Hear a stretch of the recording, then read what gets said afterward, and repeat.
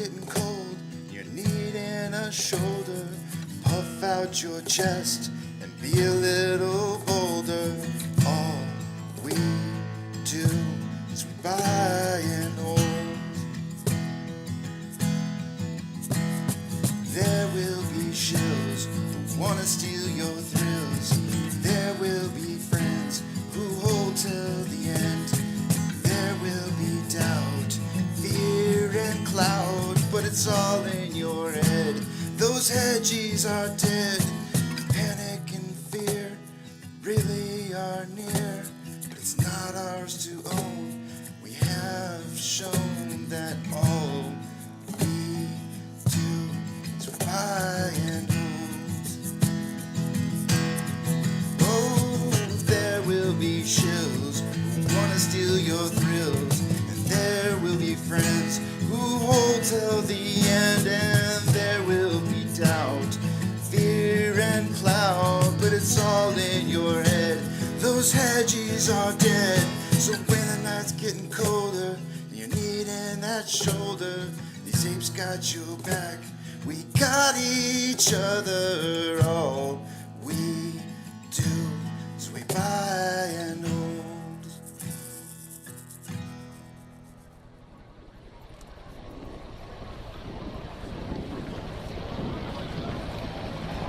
T-minus 90 seconds and counting. All systems are go. We're about 90 seconds from the launch of Space Shuttle Discovery. Go for launch, GC. Go, got it. Go. Fido, go. Bravo, go. GC. Go. Max, go. Eagle, go. Eco, go. Defeo, go. Payloads, go. Scan for the customer, go. DPS, we're go. Eco, go. Booster, go. Surgeon, go. PRS, go. Okay. And let's see, we'll wait on GNC. T-minus 60 seconds and counting. We are transferring to orbiter internal power at this time. Discovery is now running off its 3 onboard fuel cells. Coming up on a go for auto sequence start. SCO, hear you loud and clear, 5 mics. Tell me. Have you loud and clear as well, thanks, sir. Go for auto sequence start. And we have a go for auto sequence start. Discovery's onboard computers have primary control of all the vehicle's critical functions. T-minus 17 seconds and counting. 15,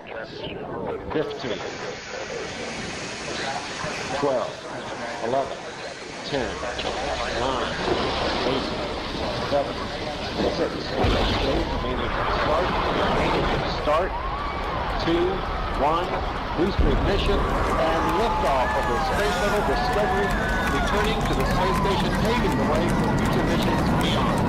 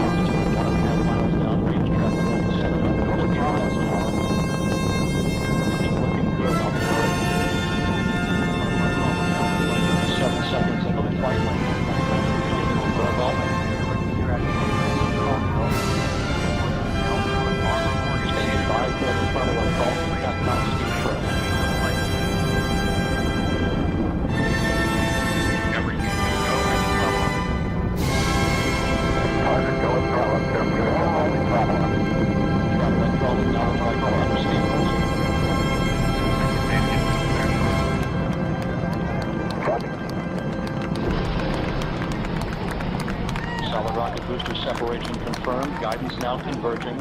Discovery's onboard computers commanding the main engine nozzles to swivel, aiming the shuttle for its precise target in space for main engine cutoff. You have a good forward leg now on S. Okay, you sound good.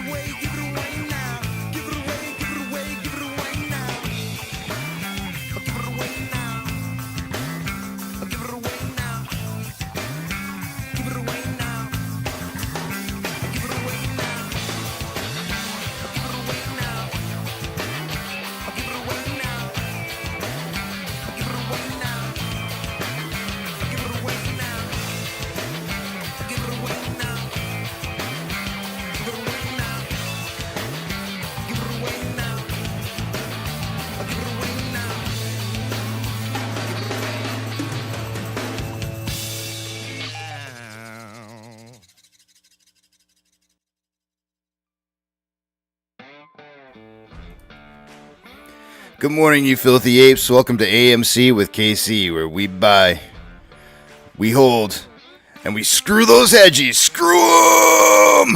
That's right. This is where we like to fling poo and eat crayons for breakfast.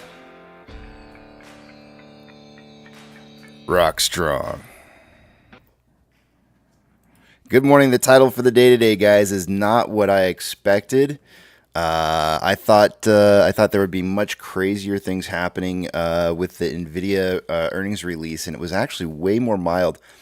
Let me pull it up here on the screen.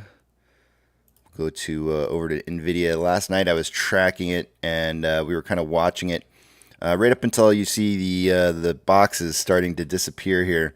When they we watched for quite a while. We watched right up until about 17:30, and then that was it for me. But we watched it, and there was quite a bit of volatility. Not probably as much as I would have anticipated, but there was definitely a lot of volatility in here. And then we kind of left it alone, and woke up a lot of volume yesterday. In total, their 3-month average volume was 353. I think it was lower than 353. I think it was like I can't remember off the top of my head what it was exactly, but I'm pretty sure it was lower than 353. But their yesterday's volume ended up being 448 million. So they had quite a bit of volume. You can see the candle. Let me get rid of this line here. You can see the candle on Nvidia was much higher than some of the other previous days. Not quite as high as some of the days in the past that it's had. So the volume was high, but it wasn't nearly as high as maybe what one might expect. All of the Mag 7 this morning in the pre-market, you can see that all are green except for Nvidia, but it's only down 3.88. In fact, it tried to recover most of everything that it had dropped by in the pre-market this morning. You can see here's the closing yesterday, right around 126. And it fell to as low as 115 at one point, and then crawled its way back up this morning to about 124, which is really not that far off of where it was. It has been in a decline since that 124, trending back down again. A little bit of volume. We might see more volume hitting at 7 o'clock this morning once they already have 3.8 million shares traded so far. Perhaps maybe when the banks start opening and the liquidity is available to be borrowed, we might see some more shares getting traded, but it just didn't nearly do. I kind of was expecting to see some big moves in the aftermarket hours in the market in general, and we just didn't really quite see that. I mean, if you take a look at the SPY last night, I think was down 0.6% when I last looked at it in the aftermarket hours, and then you can see this morning gapping up and trending up, and is actually higher than where it closed at previously. So the SPY did trend up. That was I was expecting a move up on the SPY. I kind of mentioned to you guys that I thought there was a chance that we might see an all-time high, and it might be a really quick move, but it's not too much further than where it closed at yesterday. Currently at 559.40. However, it may not be over. There are some signs here that are suggesting that the market's going to have a pretty good day today. For example, the VIX is showing overnight down 3.26%, which means that the market should have a pretty good green morning start for this morning. It's showing a future of 1603, and currently the VIX is sitting. It closed yesterday at 1711, so we're looking at like at least a full point drop down to that 16 range, or retesting 16 back down here. Potentially when the day starts, when the market opens. Whether or not this drops, I mean, you can almost see what appears to be perhaps maybe a head and shoulders. So I don't know what time. Let's see here. Market open is going to be right around here. Right where it left off. So it's not really going to give it a whole lot of time to kind of consolidate. So it might just be this like big drop that you just see down to 16 right at market open, or thereabouts. But it's looking like we're going to have a green market open.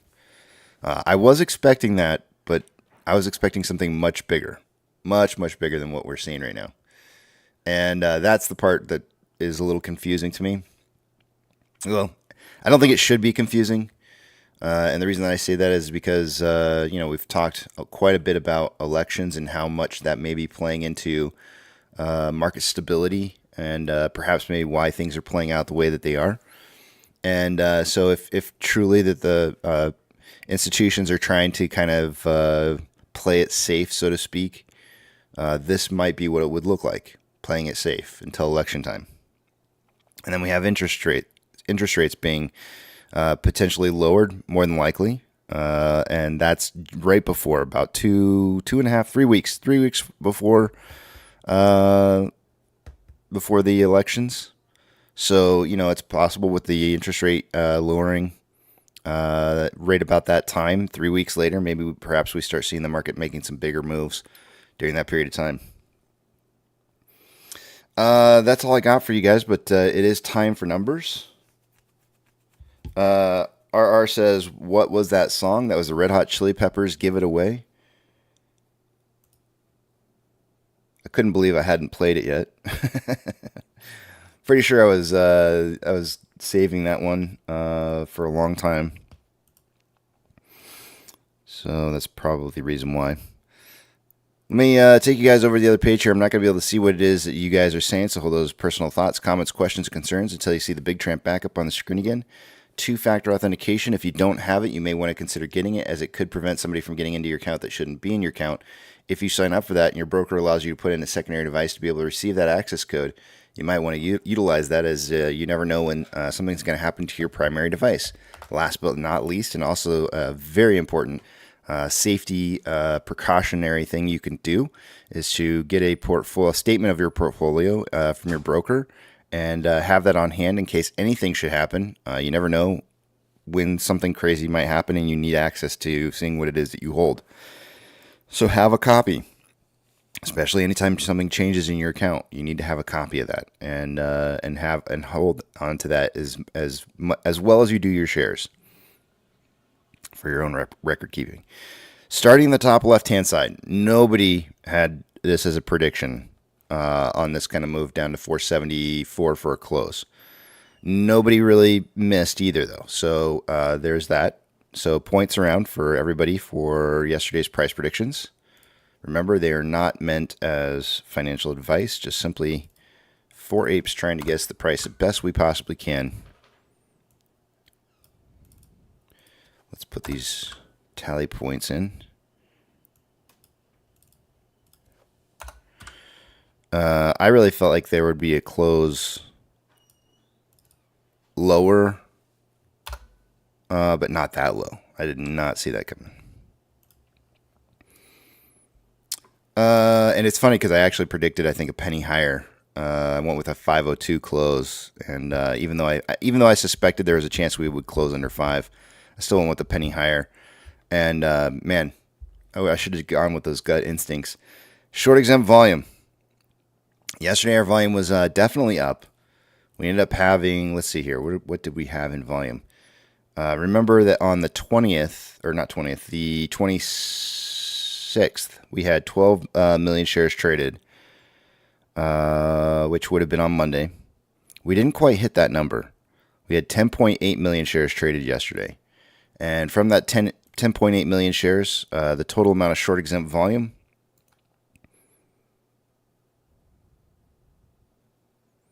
149,000 shares.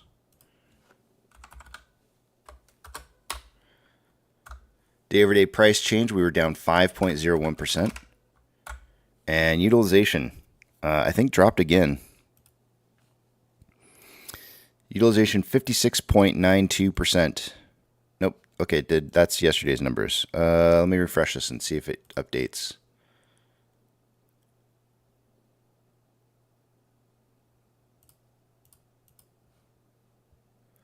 %59.44%. So utilization up, which means that there were more borrowed shares yesterday. We did see that as the day was trading.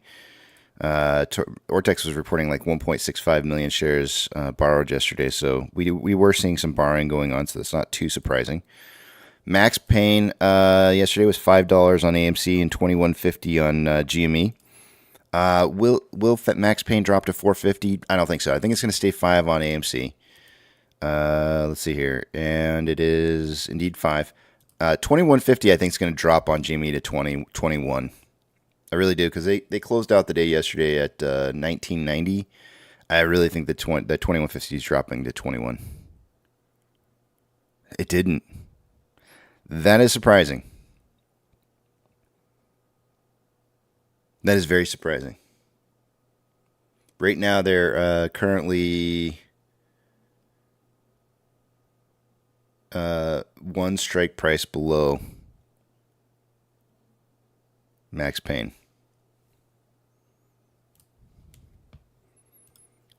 Moving on, institutional ownership on off exchange traded volume. Let's see here. On AMC, normally I would expect to see about 64% by the end of a day, a normal trading day, going through off-exchange and EDGX. We had 49.09% going through off-exchange and EDGX 8.84 for a grand total 57.93%. So we had 6.07% less volume going through those exchanges, which means that AMC actually could have been down probably a lot more than just the $4.74 had it not been for institutions putting some of the buy orders. So in this particular case, institutions were protecting price, believe it or not. So there were institutions protecting price from moving down too far. That's what it looks like to me. CHX volume yesterday was 17,320 shares. That is elevated, but not over the 30,000 that strikes me as a lot. GME CHX volume yesterday coming in at 6,219. Nothing exceptionally large on that. Borrow fees for GME and shares borrowed since 2024 or 2045 yesterday. Looks like, let's count them up here. 1, 2, 3.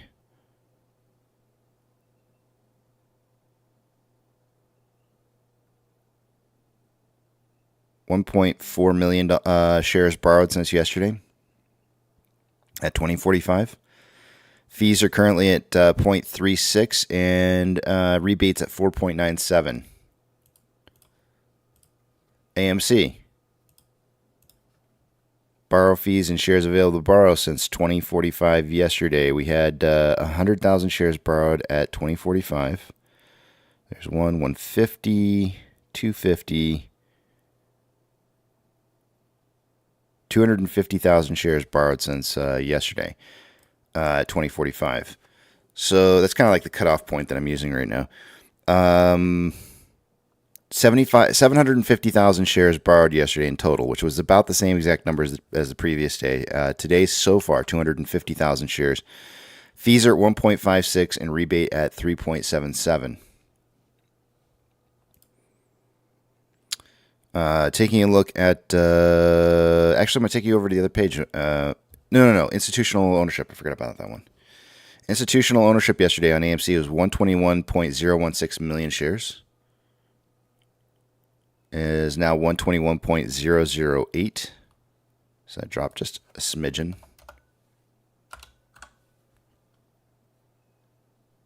8,000 shares less. GME yesterday was 103.445. It is 103.422. So just a small drop on both AMC and GME's institutional ownership. Now I will take you to the other page and we'll take a look at the rest of the data after I move some screens around.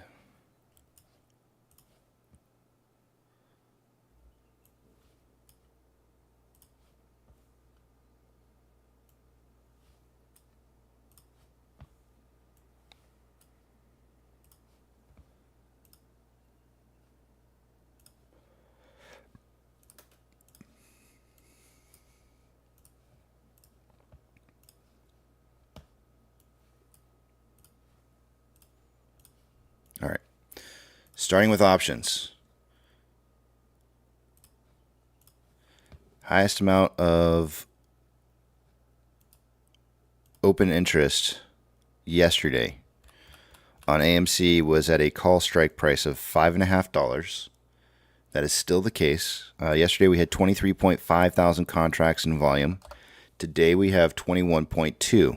So you can see that there were 5.5 call options that were closed out yesterday. That would definitely help in pushing price down. So that's not helping at all. Those $5.5 contracts closing was not helping. On puts, we have at $5 yesterday, 15.1 thousand contracts. We have 16.5, which means that there's more strength there on suggesting that price is going to continue to fall. And investors that place bets on a $5 closing price are feeling like pretty confident in their $5 put positions. So yeah, until we see those sell-offs happening at $5, and we're not gonna see any price moving upwards. Got to see volume is going to close on $5 puts. Now yesterday there was a little tiny bit of volume at 4.5 on puts for AMC, but not a whole lot. And so I would suggest that investors are not betting that it's going to make it to 450. Not yet. Anyways. I mentioned to you yesterday that the option contracts were suggesting a closing price somewhere between 475 and 525, and it closed at 474. So it was just a penny lower than that. Let's scroll through the options chain through the next 2 weeks. Historical documentation. Oops. GME.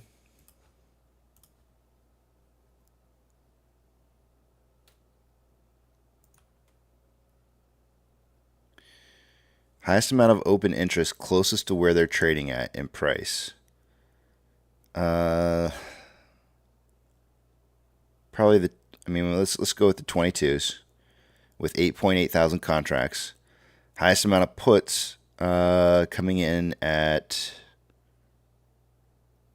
21. So the market is still targeting a 2150 close by the end of the week on GME, even though the current max pain is 2150, and the market itself is still targeting 2150 for a close, even though the price is at 1990. So somewhere, if the market's going to be wrong, the market's going to lose somewhere on either puts or would lose on puts on this. So it's kind of surprising. It's going to have to see a price increase by at least 60 cents from where it's at right now. No more than that. $1.60, sorry. Because it's currently, and I think I said earlier, one strike price below. It's not one strike price below. It's 3 strike prices below. Because there's 20s, 20, 50s, 21s are all in the money right now, and that's underneath 2150. So there's three strike prices that are off by. It's a lot. It's still early morning for me, guys. I'm still waking up. Yeah, that's a lot. Moving down. We did see price moving up, or at least I saw. This morning when I woke up, GME's price had jumped up a little bit. I think when I started the live stream, it was up 2% in the pre-market.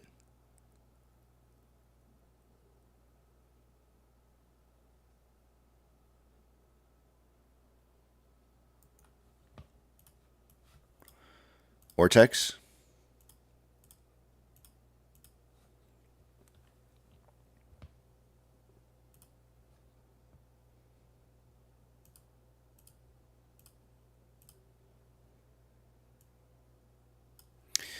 Utilization day over day increasing from 56.92% to 59.44%. So we got about not quite a 3% increase, but almost. This should mean the on-loan amount's increasing. It doesn't have to mean that, but it can. On-loan amount increased from 69.71 million shares to 71.86. So we're looking at, oh man, math. 2.15 million shares, I think, if my math in my head is working correctly. Looks like 2.15 million shares borrowed yesterday.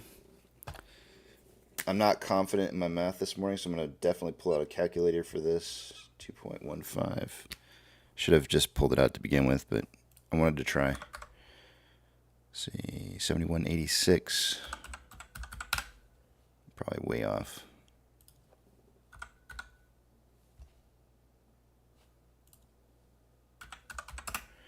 $2.15. Holy crap, my math is on. That's crazy. Let's see here. Estimated short share interest of the free float. Let's see. Ortex is estimating that we went from 49.69 million shares in short interest to 50.01. So yeah, 31 or 310,000 shares. 32, 320,000 shares. Excellent. More short interest. If anybody ever asks you what makes a short short squeeze, short squeeze. That's funny. What makes a short squeeze? Short interest. You got to have short interest in order to make a short squeeze. On-loan average age per day, or actually estimated short share interest of the free float is going to be rising, obviously, with the extra amount of shares out there. We're looking at in short interest. It's driving up from 14.8 to 14.89. And then the on-loan average age per day, 2.15 million shares is definitely enough to cause this to drop. So it fell from 45.36 average days to 44.63. Security lending volume day over day dropping from 4.04 million shares to 3.66. GameStop.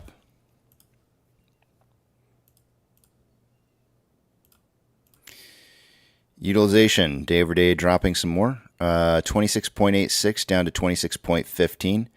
There's actually some news that came out on an 8K filing from GME from yesterday, and the 8K filing was suggesting that they no longer need bank institutional lending to stay afloat, and they got rid of it, and they're basically like, we've got enough money to go pew on our own.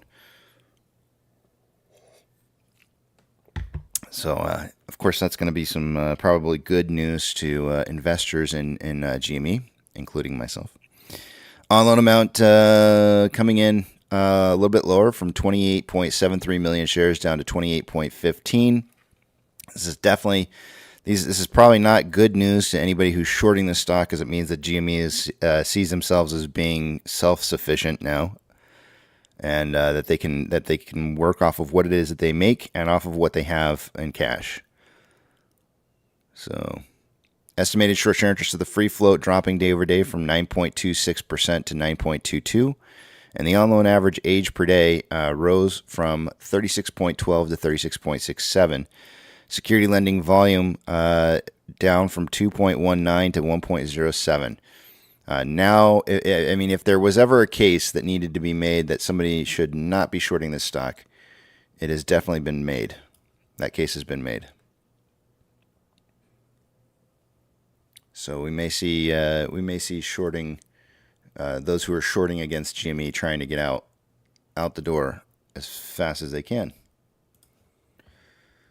SSR trigger price for the day today is at $4.27. Actually, did I update? Yeah, I did update this.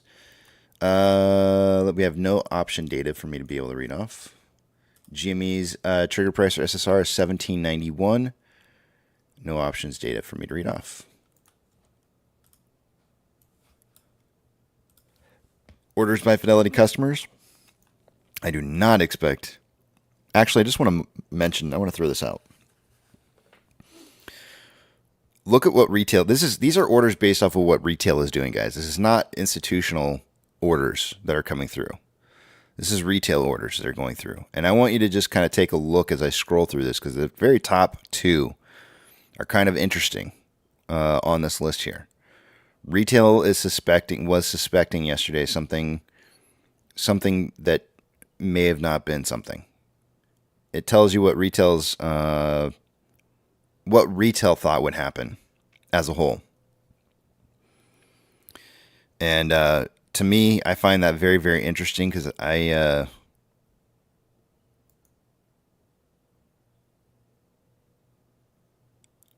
have to say I would put myself in that boat. I would have put myself in that boat as thinking that there was a chance that we would see price rising pretty soon on Nvidia after earnings report, and they did beat on earnings report by a couple cents, which is a beat. It's a beat is a beat. It doesn't matter. And yet we saw some of the movement that we saw in the market yesterday, and the after hours was down.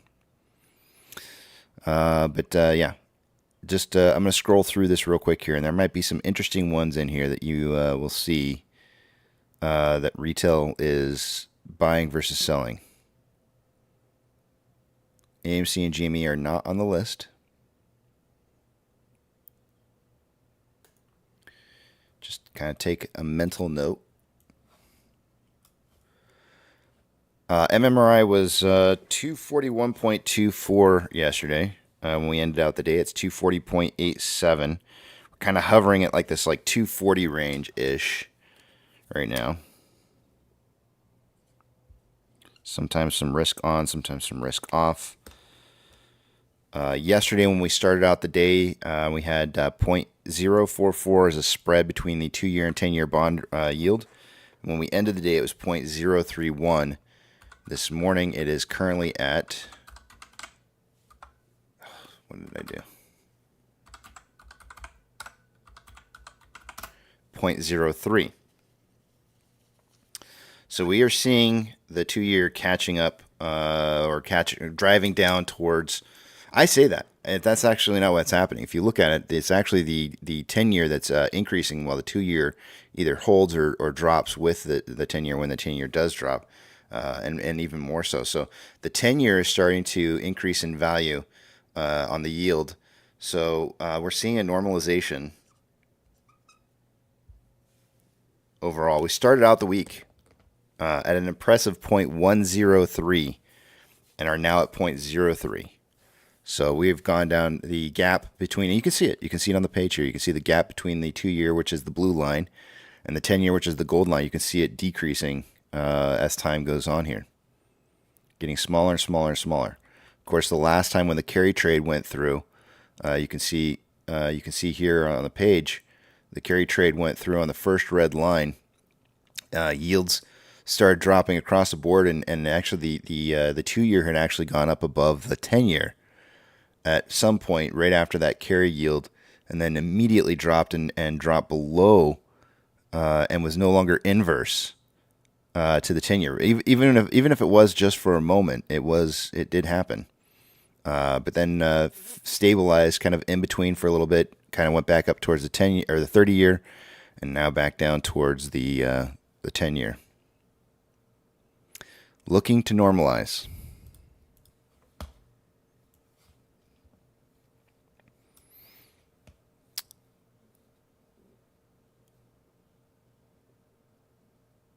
This is more of a look-see page than anything anymore. Just look what's going on. XRP, Bitcoin, VIX, the US dollar, the yen, or the dollar to the yen in red. The actual bars are the Nikkei, and then you have SPX. Overnight, something happened to the US dollar. You can see the US dollar and the yen to the yen, right? So remember, the red line is the US dollar to the yen. So when the red line is going up, the US dollar is strengthening to the yen, or the yen is weakening to the dollar, whichever way you want to say it. When the red line is going down, the dollar is weakening to the yen. So we're seeing that the dollar strengthened overnight, and it not only did it strengthen, but the yen also got a little bit stronger to the dollar. So we had a little bit of separation there.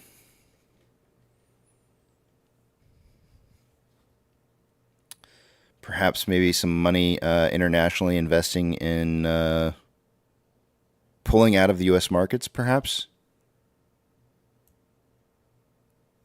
It's possible.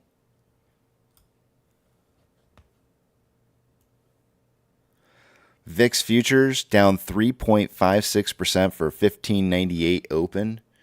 I shouldn't say open. For 1598 future. And VIX is closed yesterday at 1711, so we're looking at like a full point down, which should have the market green on an open. Then we've got the Nikkei closing yesterday up 1.1, or actually it's not closed yet, up 1.1%, and Hang Seng up 1.06. Nifty 50 is up 0.43. What are the markets looking like right now? We've got stuff up anywhere from 0.24 to 0.61. I feel that's fairly close to what it should be based off of how much the VIX is supposed to be moving by.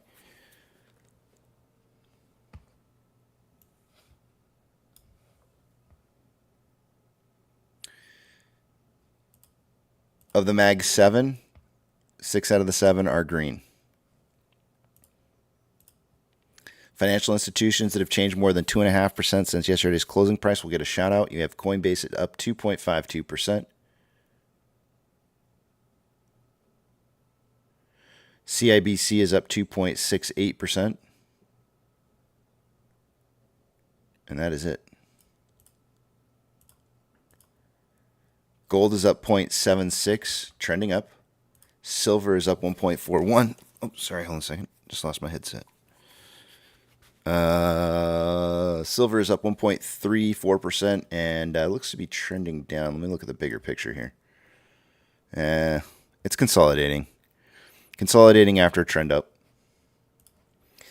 Ethereum Classic is up 0.91, trending up. US dollar is up 0.12, and looks like it's kind of consolidating a little bit after a little bit of a downtrend after that big jump that I just kind of pointed out to you from overnight. That overnight jump started around 4 o'clock this morning. So when I say overnight, it was really just like as soon as the U.S. markets opened, the U.S. dollar jumped from kind of about almost 101, 100.96 range to 101.36. So quite a big jump there. The interesting thing about this is that usually means that the market, when the U.S. dollar is rising, the market should be falling. But we're seeing the U.S. dollar rise and the market rising.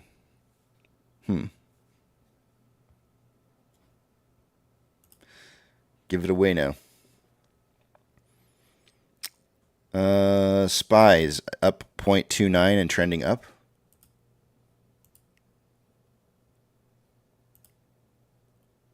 I didn't roll that. I didn't roll that right. I should have said give it away now. I got to get it out right. Tesla is up 0.92%, trending up. Amazon is up 0.81, kind of trending up a little bit. Maybe more some consolidation after a gap up in the pre-market open. Cinemark is not yet traded. Had some volatility in the aftermarket hours. Most likely these are just settlements from previous day, I would guess. But it does appear to be trending down in the aftermarket hours, if you can call that a trend. Doge is up 0.85, trending up. Bitcoin is up 1.96 at 60.3K a coin, trending up. GME is up 2.41%, gapped up in the pre-market open, and has been trending down since. HYMC is down actually has not yet traded. NCMI is down 1.02 and is not yet traded. That's from yesterday. HUD is up 0.74, gapped up this morning, has been trending down after that gap up. And AMC is up 1.48%, gapping up this morning. And I want to call this a trend up, but you can't see it because there's no there's no volume being traded right now. Even though I say there's no volume, we've already overachieved. I think we're really close to overachieving what we had yesterday for pre-market volume leading into the pokey stick of volume yesterday. So we got 3,450 shares. It's really darn close to what we had yesterday. But you can see that it's got the volume that's trading is happening in these little tiny blocks here, and it's not really showing up as a trend.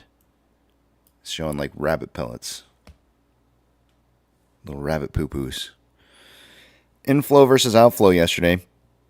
About $100,000 more outflow than inflow. For a very short period of time at the end of the day yesterday, we actually were seeing more inflow than outflow, I think. Volume, like I said, 3,450 shares on a 4-hour time interval. There's currently more buying pressure than selling pressure with an RSI of 34.25, which is below average after having been in an oversold territory. Do note here on this 4-hour chart, I've got us testing the bottom side of that wedge, that really long wedge that I said that we were really close. I have my box here. I said I felt we were within this box range of breaking out, going upwards on this pattern. So we tested right off the bottom of the wedge here, and that may be that one final test, perhaps maybe before we break out. I don't know if it's going to be up or down, but I was just inclined to say that it was more than likely going to be a breakout going up. On a 1-hour chart, there's currently more buying pressure than selling pressure with an RSI of 38.91, which is below average after having been in the oversold territory. On a 30-minute time interval, more selling pressure than buying pressure with an RSI of 45.97, which is slightly below average. On a 5-minute time interval, more selling pressure than buying pressure with a little whipsaw kind of going on here. Crossed over 20 minutes ago with more buying pressure. Now it's going back to selling. RSI is at 60.89, which is above average. Ichimoto.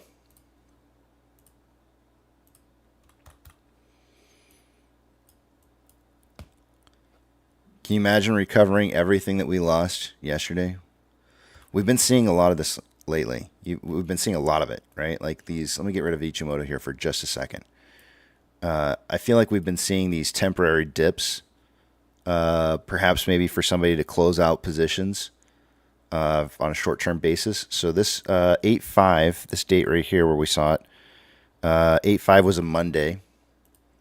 This time right here, so this is Monday, Tuesday, Wednesday. So this time it was a Wednesday. So there's 2 different dips in 1 week. For the most part, price pretty much recovered a lot of what was missed. Like if I were to take a trend channel on this and just draw it out, you can see it's definitely it's trending upwards, right? Like even though that the and I'm just looking at just the time before and just the time after, including the dips in there, and you can see that the trend channel is actually trending upwards. Like even though these dips are in here, it's still showing up as a trend up. And so if I continue forward, you can see that there's been more dips. I just have to kind of enlarge it a little bit for you to see them. 8/14 was another dip. 8/14 is a Wednesday. So we have a Monday, a Wednesday dip, a Wednesday dip. I would say that this is probably another one right here. This is 8/22. 8/22 is a Thursday dip. And now we're getting a Monday or Tuesday. Tuesday dip. So we see these dips that keep recovering back to pretty much where they left off at. If I were to do a trend channel over this entire portion of price movement from where I started the trend channel a minute ago to current, the trend is still up. So while it looks like downwards momentum because of these dips, the overall trend is still an upwards trend here. It's just a very, very, very slow trend.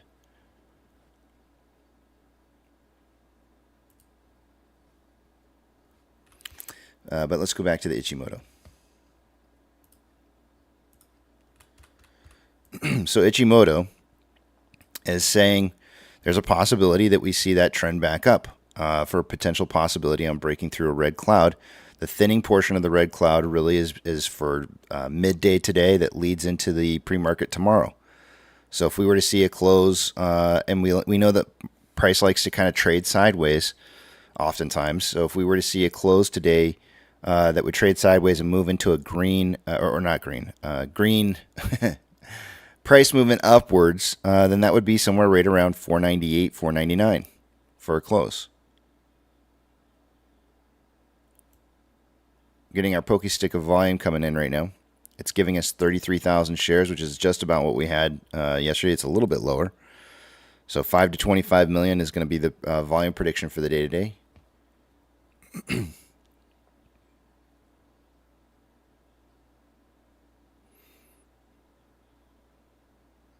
To turn this into a buy signal, got to get lagging line above price line, which is going to be about, for today, it's going to be right around 502.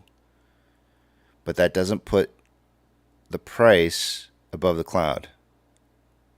So to get above the cloud for the day today, we got to see at 508. So 510 is going to be the number, the magic number for a buy signal for AMC. It was 515 yesterday.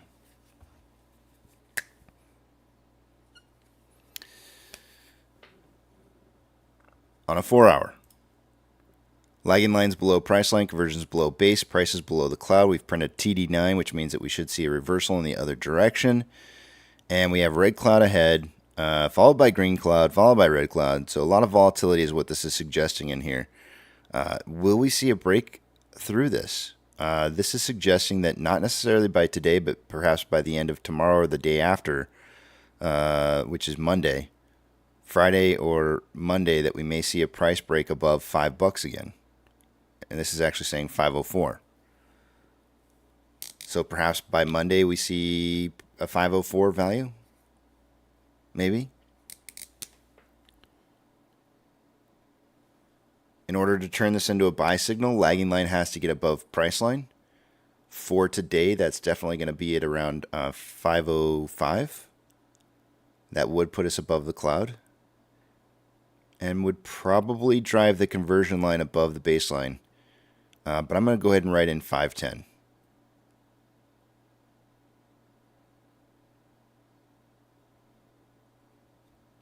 I'm pretty sure 510 would do it. Yesterday, the 1 hour and 4 hour were in agreement on $5.15 as being the magic number for a buy signal. Today, it's dropping down to 510, and it's in agreement on both the 1 hour and 4 hour clouds. And there you have it.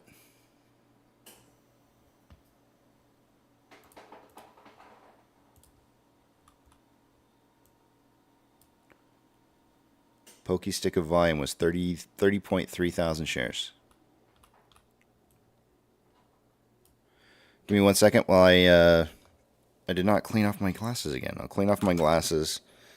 I need to head over to the back of the big tramp, but let me reset my volume real quick.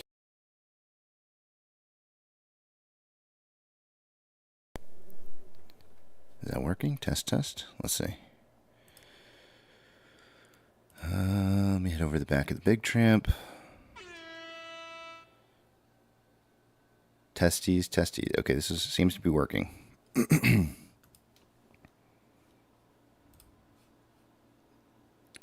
just make sure.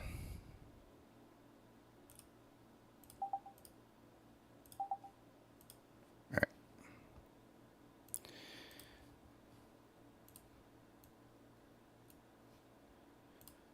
And let me see what you guys are saying.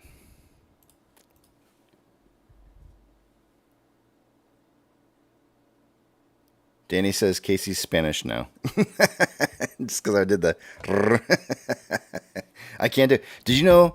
I don't know if you know this, Danny. There's actually a part of the population that has the inability to be able to roll their R's like that. They can't do that with their tongue. It's impossible.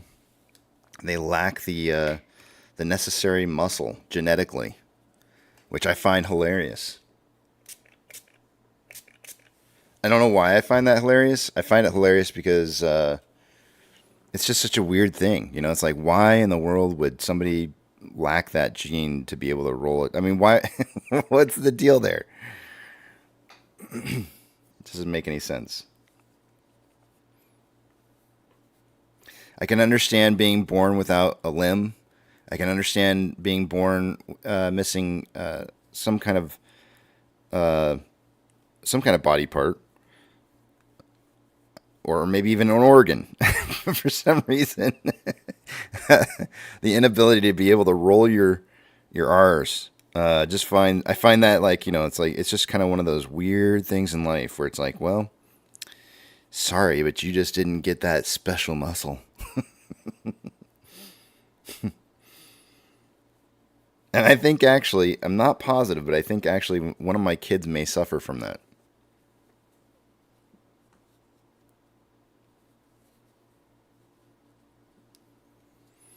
Gruff says, I can't, but I got a butt tongue. I don't know what that means exactly, but we'll roll with it. Tubby, good morning.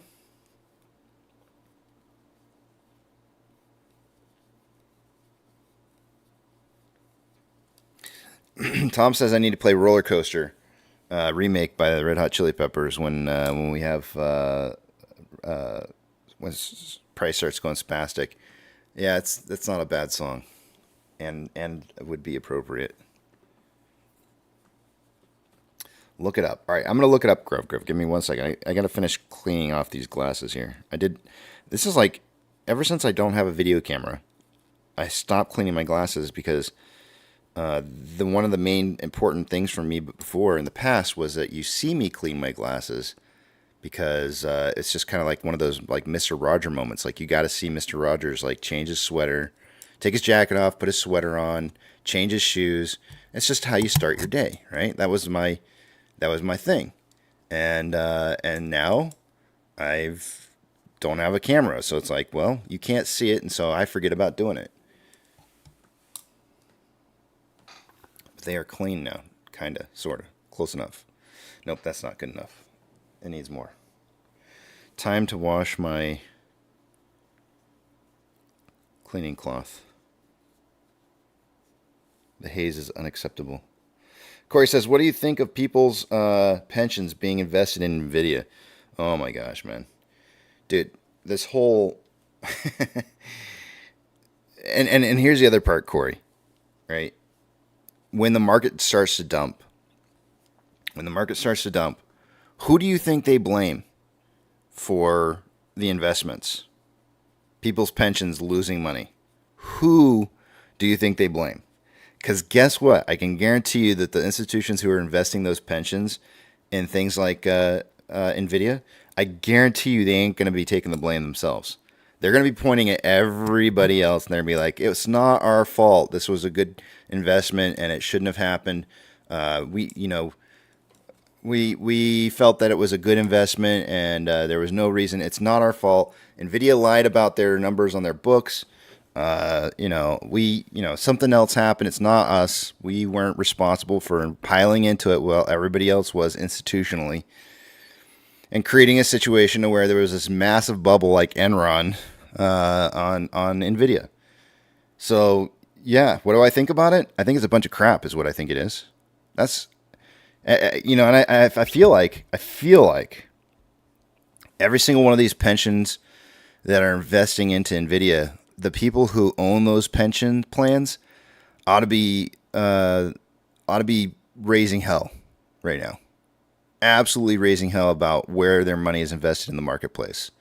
And they should be threatening, I don't even know if this is possible, but they should be threatening to pull their pension investment out into a different portfolio and suggesting that they'll take their business elsewhere. I don't know if that's even possible. Like they probably have some kind of contractual agreements where they got to stay in for a certain period of time or something like that. But I would, if I was a pension manager, I'm not talking on a financial side of it, but the pension manager from the company side, I would probably be threatening to withdraw the funds and moving them someplace else, if at all possible. I would be applying pressure.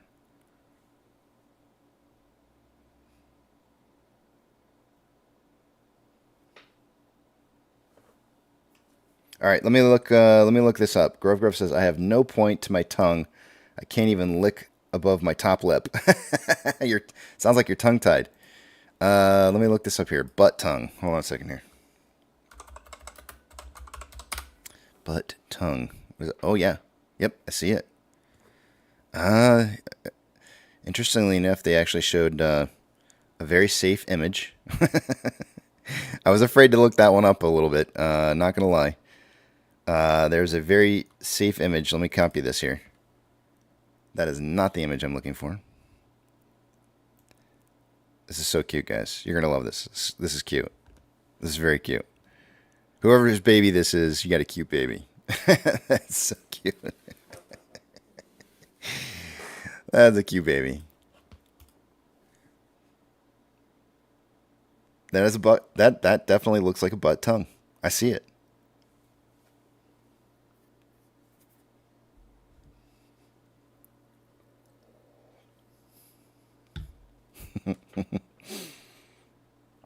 Isn't he cute? He's a cutie. You just want to pinch his cheeks and go like, "You're so cute."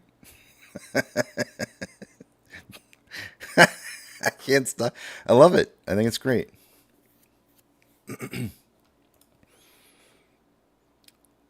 Gruv, that's probably you when you were a baby, huh? Don't lie. You little womanizer, you. Corey says, "Oh no, he already said that." That's what I think, Corey.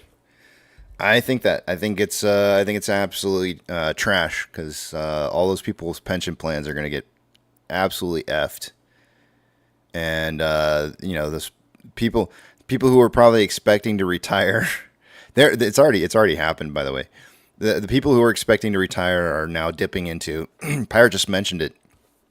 They're starting to dip into some of the money, some of the retirement money that they thought that they were going to just keep as a nest egg there.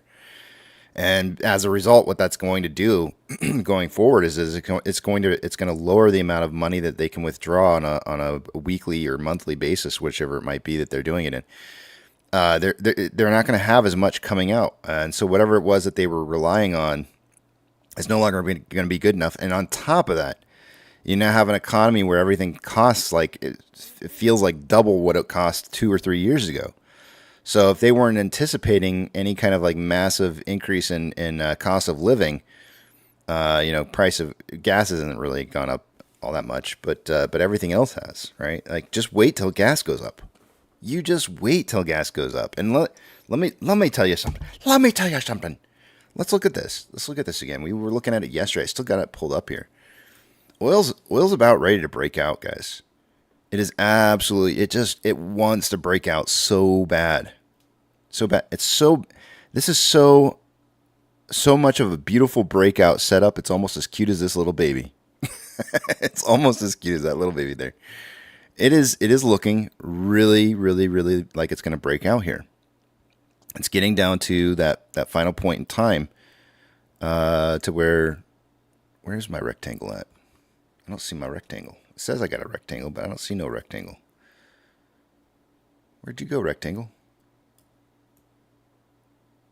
Oh, that's weird. I had a box in here. I don't know what happened to it. Well, it's gone now. This is getting ready to move. I took this arrow right here. The slope of this arrow is based off of the average slope of this run right here. And so if we're about ready to see oil start trending up here, the rectangle box I would have drawn out would have probably been something along the lines of something like this. And so what you're looking at here is you're looking at a potential rise in oil prices, crude oil prices, and trending up and hitting new values that we haven't seen in a while. Like we could be moving back to oil prices from very soon. This date breaking out and hitting this date in here would probably be around like November, like right after elections. Right after elections. Oil prices hitting September of last year prices, whatever those were. And with a move like that showing up on here, I would not put it past being able to hit some of the prices that we had back in June of 2022. And I know prices were higher back then, right? I know some of you guys may remember that. But once those gas prices start going up, and you thought that those food bills were bad now, you just wait. You just wait. So all those pension plans that are invested in Nvidia, if an Nvidia tanks at any point, those people's pensions are gone. And then what do? I'm laughing like that's funny. It's really not funny at all. That's actually really. I'm laughing because it pisses me off. And there's nothing they're going to be able to do with that. They're just going to be stuck sitting there going like, well, what do I do now? Work forever? Then you got bailouts coming. And you know what's after that? The big old W.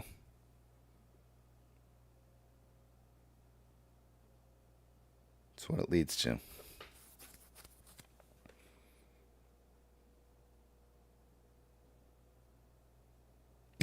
Tom says, so how did you get your new virus on your computer, Casey? What were you doing? Searching for butt tongue? I know, that's what I felt like, Tom. I was like, oh man, Grub's leading me down this road of searching for butt tongue, and now I'm in trouble. But I got this. I got this little guy right here. He's so cute. His right eye over here is, well, it's his left eye, but to us it's his right eye. His right eye over here is going like, your camera's too freaking close, man. I'm going cross-eyed looking at it. What a cutie.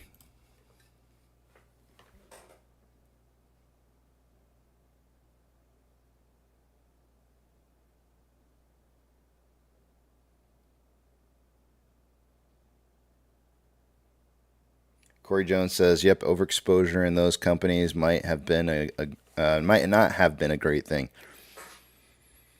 And they already warned about this, right? They already warned that too many institutions were circling the wagons into such a small group of stocks that when the rug pull, so to speak, occurred, that it would end up creating a massive a massive, I don't want to say pullout because it's not really a massive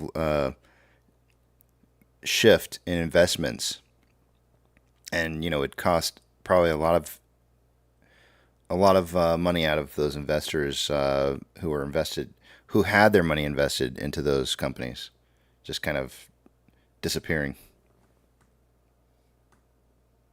Jay, good morning to you. Doing good?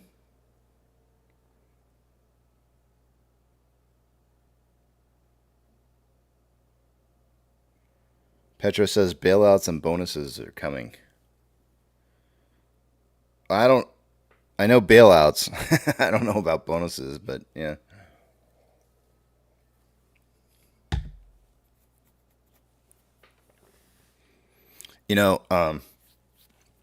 Petro, for those of you who don't know, is a safety kind of guy, right? Petro's job is going to, I hate to break it to you, Petro, but you're probably going to have a little bit of a dry spell. But following that dry spell, you're going to have this like massive rush of business. So you gotta weather a little bit of a dry spell. But what's going to end up happening is a lot of companies are going to cut back. Well, they're going to make these cutbacks, and where do they always make them? You know as well as I do, Petro. They always make those cutbacks to the safety teams first, right? So you're going to see a lot of safety issue. And we just saw an announcement from Delta had 2 employees die. It's tragedy. 2 employees died changing a tire, and a third one injured. You're going to start seeing safety kind of lagging a little bit. A lot of different companies for a little while. It's gonna be bad. It's gonna be it's not gonna be a good thing. You're going to see OSHA probably coming in and reaming companies for lacking to protect their employees the way that they should. And of course, that's going to have to create an industry standard where they can't make cuts to these safety programs in the companies, and they'll have to refocus their safety programs. Yeah, safety cuts. They always go. It boggles my mind, Petro. I feel like one of the first places that they should cut is in a lot of these. I'm going to get so much hate on this. I'm going to get so much hate. I feel like one of the first places they should make cuts is IT. I really do. The IT department is always the one that's getting the money, and the money is always flowing into IT, and it's like, they've got room to make cuts in IT sometimes. They do. And if you had to choose between IT making cuts and safety making cuts, what would you really rather do? Would you really rather cut safety, or would you rather cut some IT? And I say safety's more important. That's just me. But you got some of those cuts on IT might actually be a little bit more cost effective. And I'm going to get so much hate mail from this now. But I've always seen it that way, and that's just how I see it, and it's just my perspective, and you can disagree. That's fine. We can still be friends.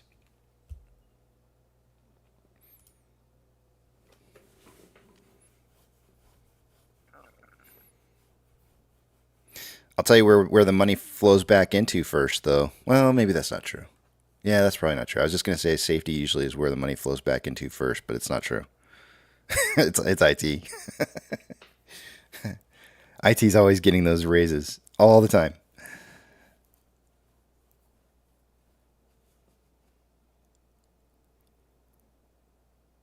You know how I know I'm not saying something popular? Y'all get quiet. There's no comments at all. I'm waiting for somebody to bail me out to like let me know whether I'm saying the right thing or not saying the right thing. That you either agree or you don't agree. Yeah, executive compensation, of course, Cindy's absolutely. But they'll never change that one, right? Because they're the ones making the decisions as to where the money's going in the first place. That's actually really the obvious answer, right? It's executive cutbacks more than anything. But I say it as a group though, outside of because the executives are never going to cut their. Well, that's not true. They do cut their pay sometimes, but it's only when the company's doing like super super bad.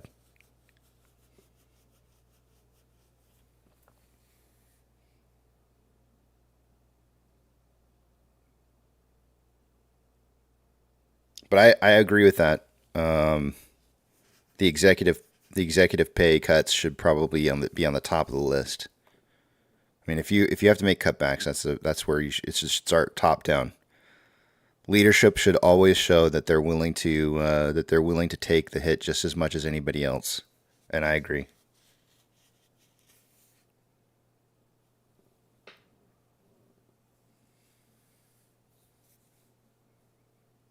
But it doesn't ever really seem to happen all that often.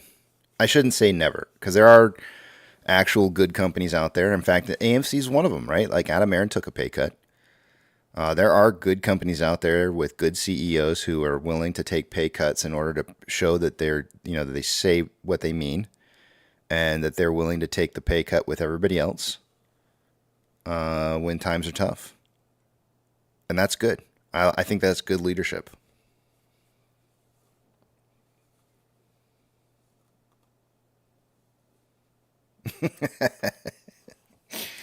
I'm not going to agree to that, Nelly, because, I've got a lot of IT friends in here and I need help from.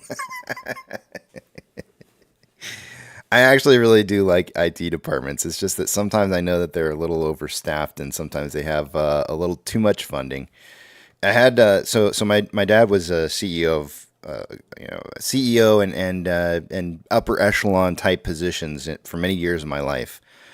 And I always used to tell him during times where maybe companies that he was working for might be having an issue. I always tell him and be like, "Dad, you watch out for those IT guys. They're gonna pull the wool over your eyes and tell you they need this, this, this, and this, and they don't.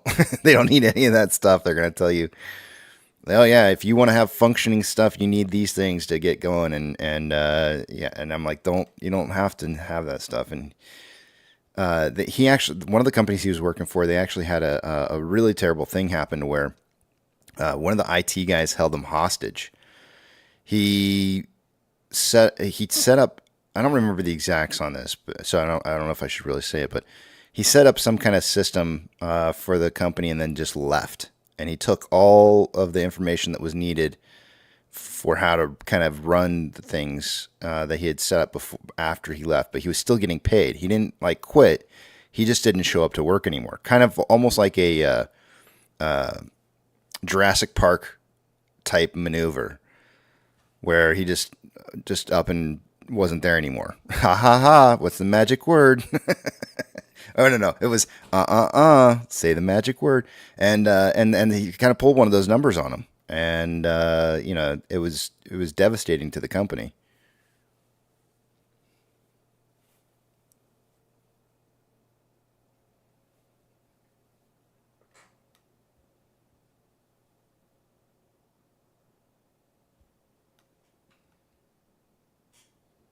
Did he take the swing line stapler? I have no idea.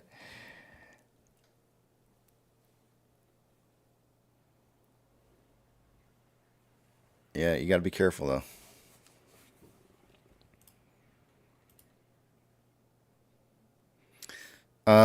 Let's see. We got about 5 more minutes, and then I'm going to be heading off here. Darren, good morning.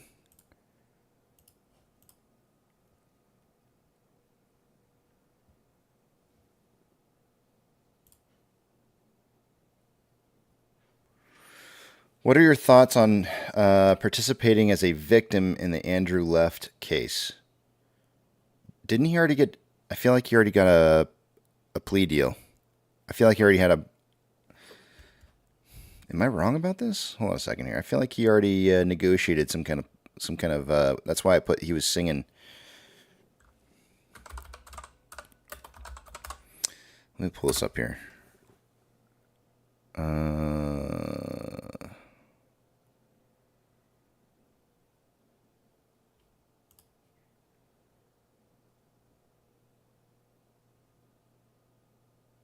Yeah, it says it right here. 1 day ago, Bloomberg, U.S. Wants Andrew Left victims, if any, to come forward on website. If any, if any. What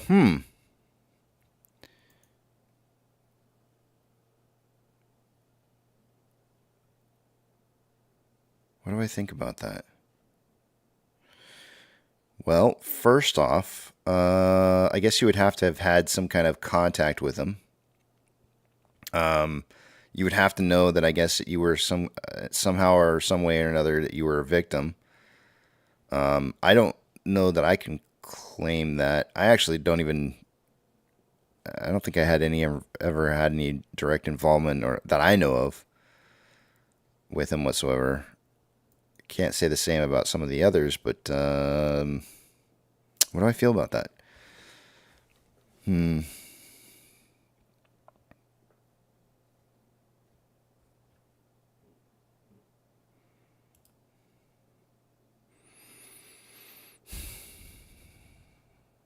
I don't know.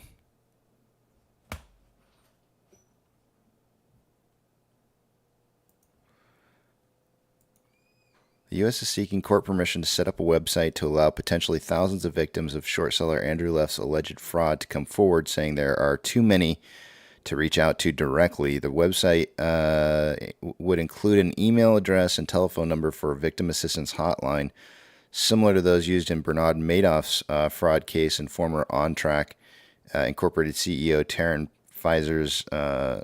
Peezer's insider trading case. The U.S. Justice Department said in a filing Tuesday that in federal court in Los Angeles, Left, once one of the most active short sellers on Wall Street, is accused of using false and misleading statements about his trading intentions in more than a dozen companies to try to move their stock and make it a quick profit.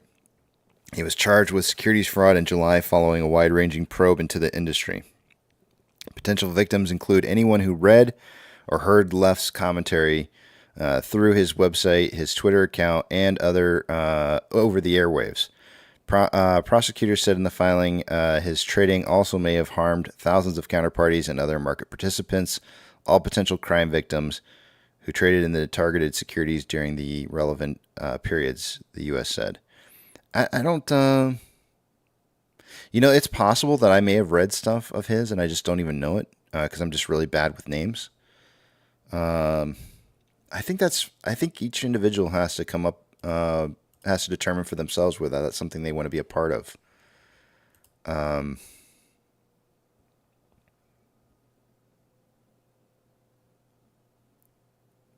wouldn't take part in anything like that if you didn't truly and honestly believe that you weren't a victim.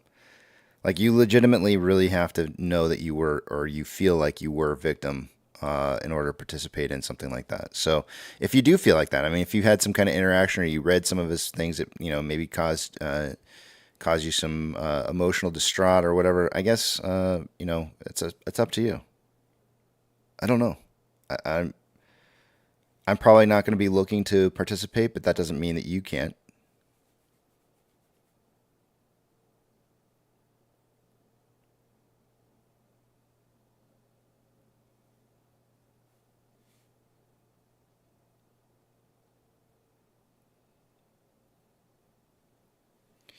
Twisty Swifty, enjoy the weekend. Friday through Monday. We have Monday off, guys.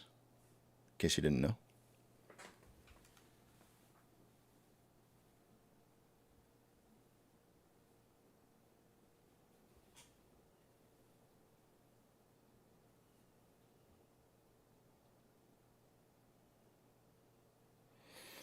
Yeah, Richard says, don't forget about the poker time poll today. So I polled about the poker time last time, and we tried to come up with a time that was gonna yield the most amount of players internationally. But it's really hard to get people to dedicate to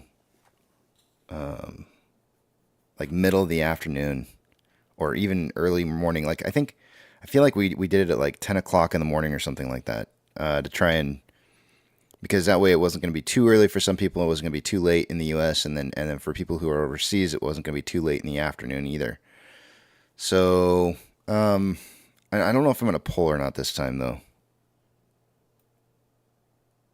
I think I'm just going to do the time that is easiest for me to be able to hold the tournament.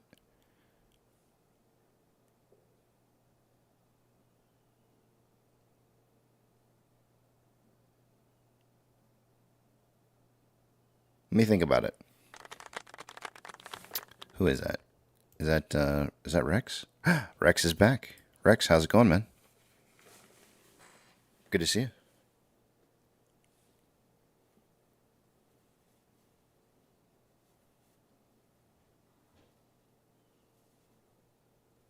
No talking.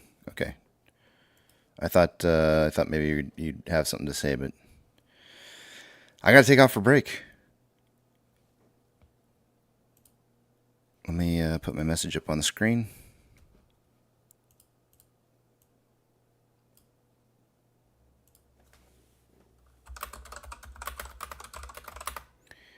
What time am I going to be back at? I will be back at 8:15.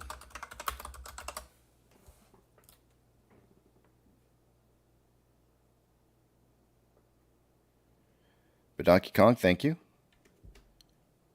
Let me put some music up, Rex. I'll see you later.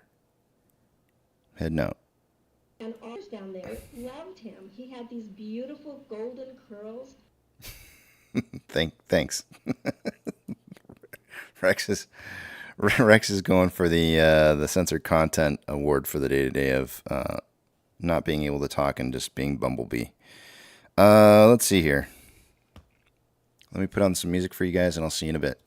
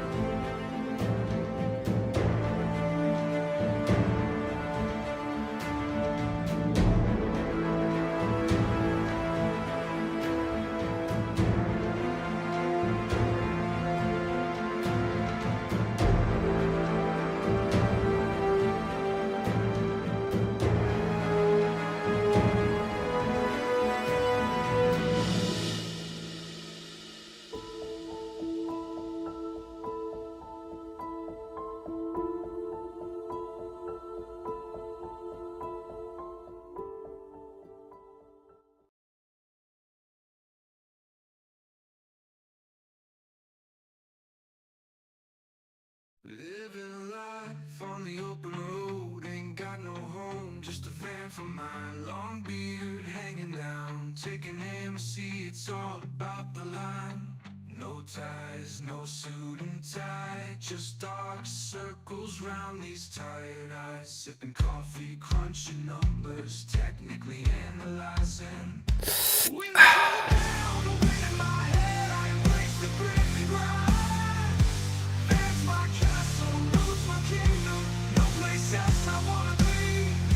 AMC ticker keeps on rolling, stock charts and patterns unfolding. Fear and greed, bulls and bears, it's a wild ride, I'm always tried. Oh, ticker in my sights, AMC's my fight. Bed, living, crunching numbers all night, yeah.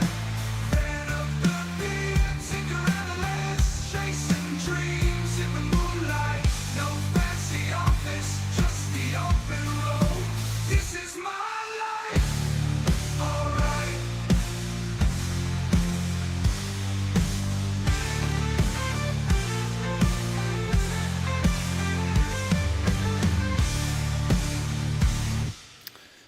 Alrighty, guys. So, sorry about being back a little bit late here, but I just want to try and get an idea real quick. I had something going on that I needed to take care of really fast, but I'm looking at potentially a closing price of rate just below 497, maybe 497 for a close for the day-to-day. Is I'm kind of expecting something very similar to what we've seen from the past on price movements. So I'm going to go with 497 on the price prediction for the day-to-day, which means that I'm going to go 447 to 547.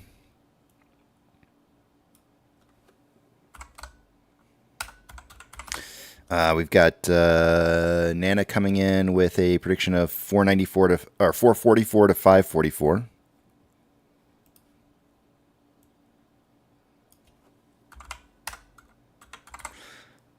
Tech is coming in with a price prediction of 495, so we're looking at 445 to 545. And Apex, did he put one in here?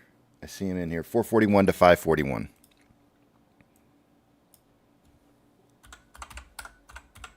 So we're looking at, what are we looking at here? 41 to 47. Yeah, we have a 6 penny spread between us.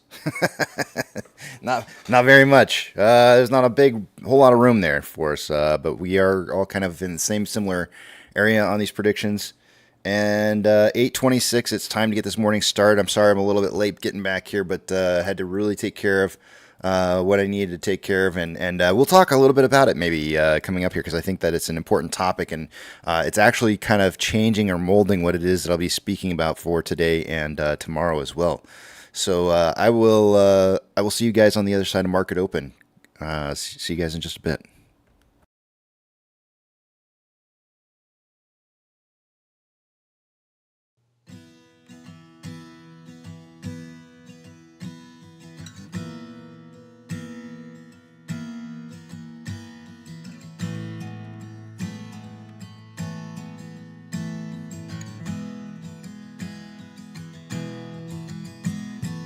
When the night's getting cold, you're needing a shoulder.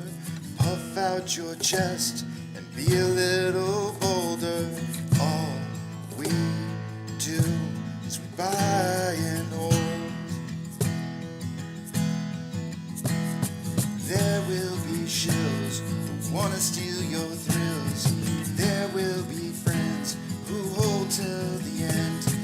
There will be doubt, fear and cloud, but it's all in your head. Those hedges are dead. Panic and fear really are near, but it's not ours to own. We have shown that all we do is buy and hold. Oh, there will be shills who wanna steal your thrills, and there will be friends who hold till the end, and there will be doubt, fear and cloud, but it's all in your head. Those hedges are dead. So when the night's getting colder, you're needing that shoulder. These apes got your back, we got each other. All we do is we buy and hold.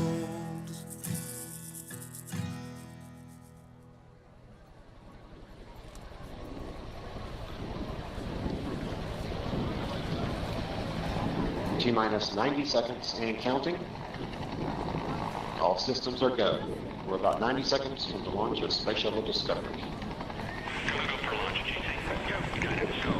Fido, go. Bravo, scoop, GC. Go. Max, go. Eagle, go. Eco, go. DeFeo, go. Payloads, go. Scan for the customer, go. DPS, we're go. Eco, go. Booster, go. Surgeon, go. PRS, go. Okay. And let's see, we'll wait on GNC. T-minus 60 seconds and counting. Guidance, we cleared all of our pilot constraints. From a weather We are transferring to orbiter internal power at this time. Discovery is now running off its 3 onboard fuel cells. Coming up on a go for auto sequence start. FTO, hear you loud and clear, 5 bytes. Tell me. Have you loud and clear as well, thank you, sir. Go for auto sequence start. And we have a go for auto sequence start. Discovery's onboard computers have primary control of all the vehicle's critical functions. T-minus 17 seconds and counting. 15, 12, 11, 10, 9, 8, 7, 6, start, 2, 1, booster ignition, and liftoff of the Space Shuttle Discovery, returning to the space station, paving the way for future missions beyond.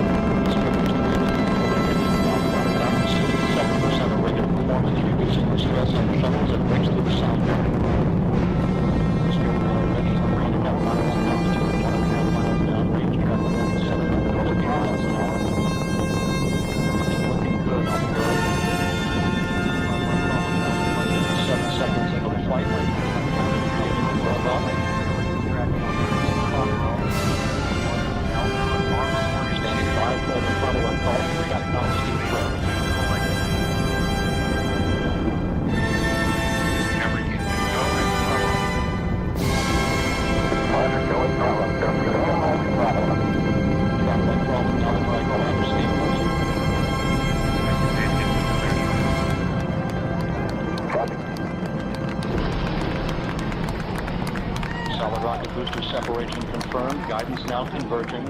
Discovery's onboard computers commanding the main engine nozzles to swivel, aiming the shuttle for its precise target in space for main engine cutoff.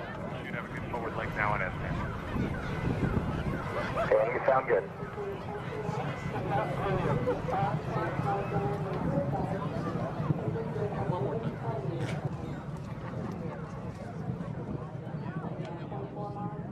Discovery Houston, negative return. Copy, a negative return.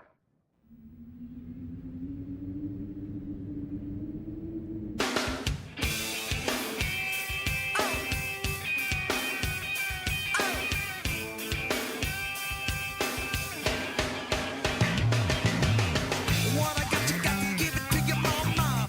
What I got, you got to give it to your papa. What I got, you got to give it to your doctor. You do a little dancing and you drink a little water. What I got, you gotta get it, put it in you. What I got, you gotta get it, put it in you.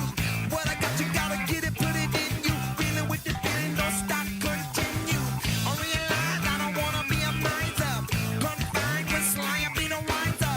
A young blood is the loving up riser. How come everybody wanna keep it like a Kaiser? Give it away, give it away, give it away now. Give it away, give it away, give it away now. Give it away, give it away, give it away now. Rock it, tell them from a kiss and all a bumper. Greedy little people in the sea of distress. Give you more to receive your less. Unimpressed by material excess. Love is free, love me, say hell yes. No bound, but I rock a little know-how. No time for the piggies or the ooskow. Get smart, get down with the power. Never been a better time than right now. Bob Marley, forward and a profit. Bob Marley, got to have the outfit. Bob Marley, walking like you're talking. Goodness me, can't you see I'm gonna drop it? Give it away, give it away, give it away now. Give it away, give it away, give it away now. Give it away, give it away, give it away now. Oh yeah. Give it away, give it away, give it away now. Give it away, give it away, give it away now. Give it away, give it away, give it away now. Rock it, tell them from a kick and all a bumper.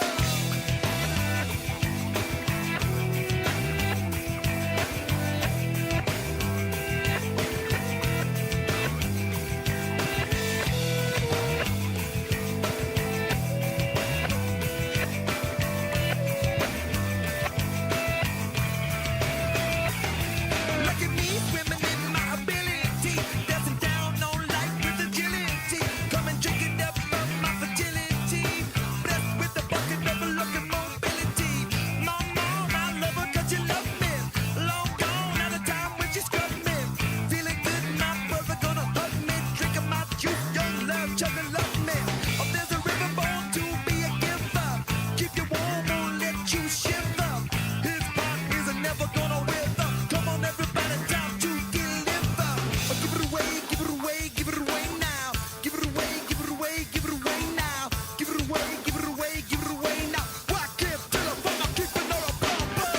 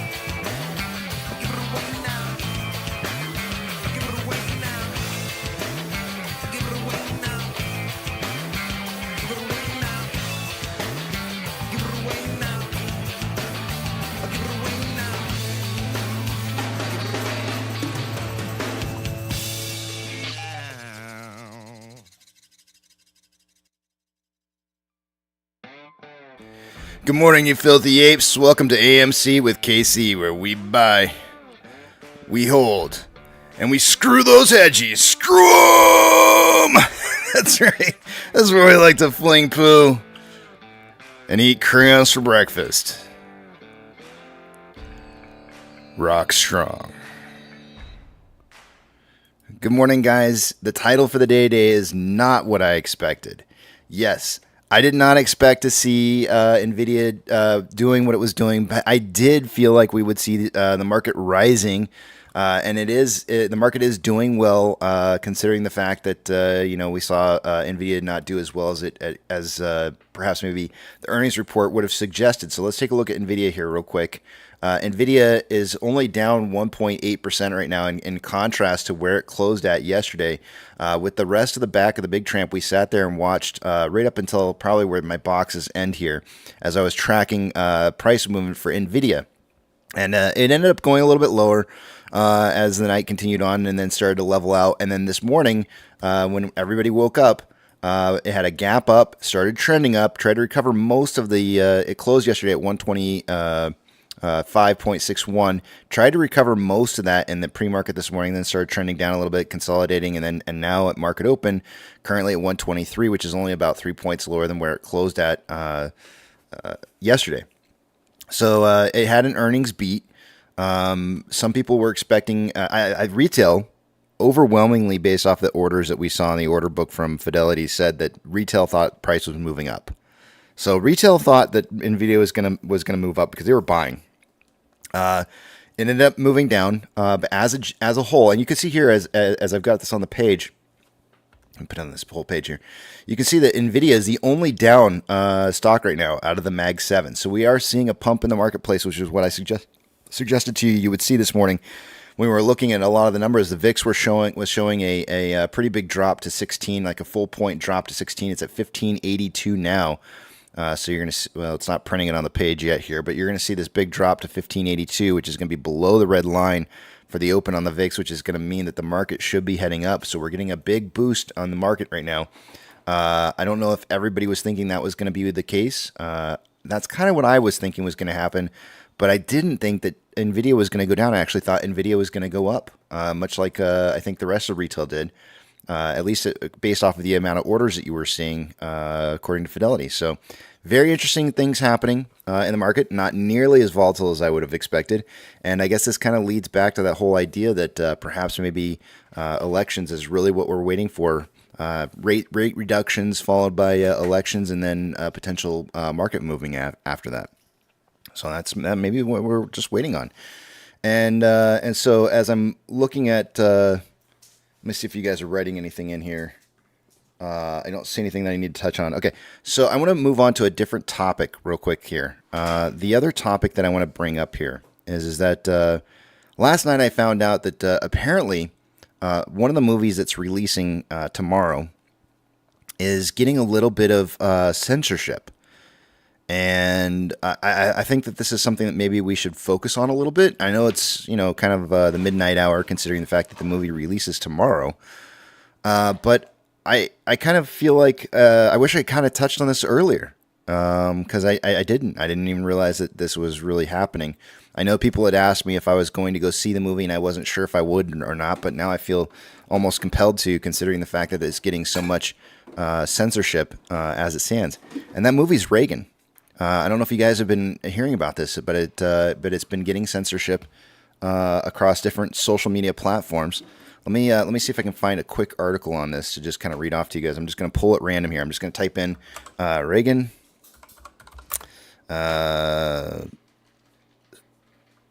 movie censorship.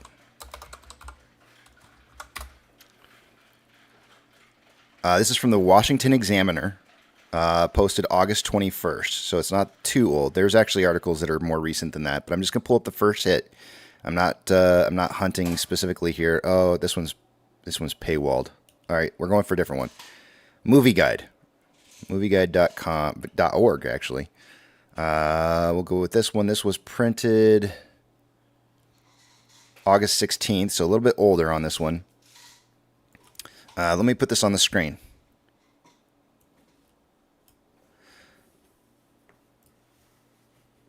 Let's block it. Let's see here. We've got, it says the title for this is Facebook censored Dennis Quaid's Reagan biopic. He responds, Facebook admitted wrongdoing after Dennis Quaid exposed the platform for censoring posts about his upcoming Ronald Reagan biopic.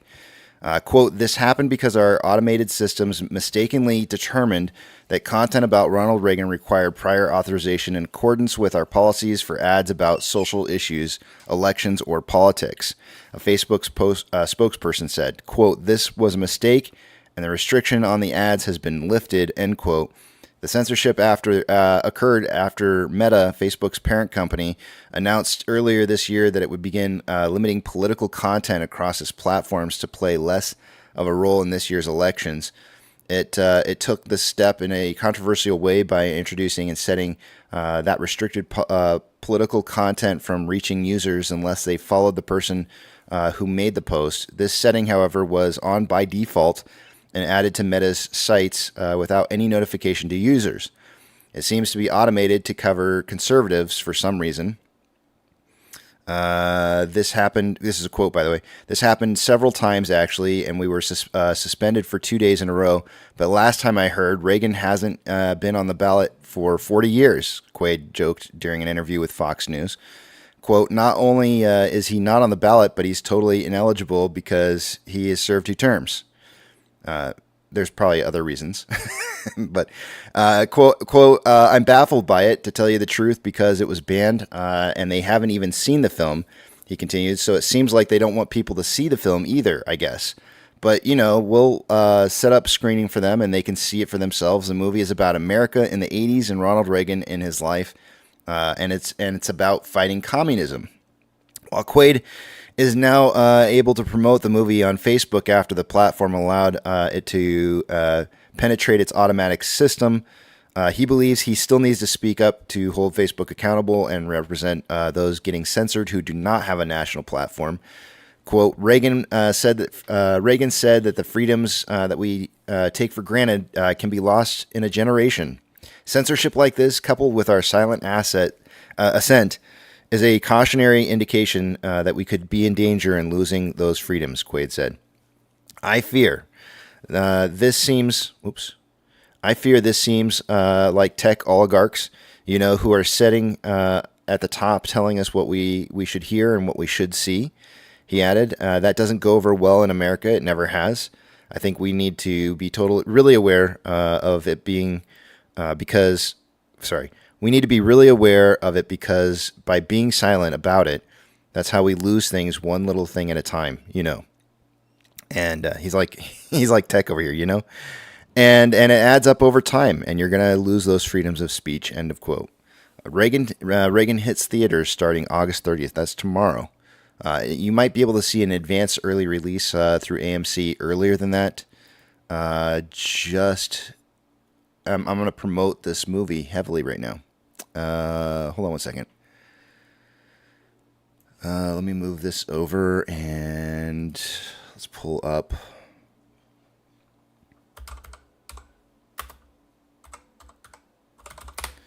Let's do this.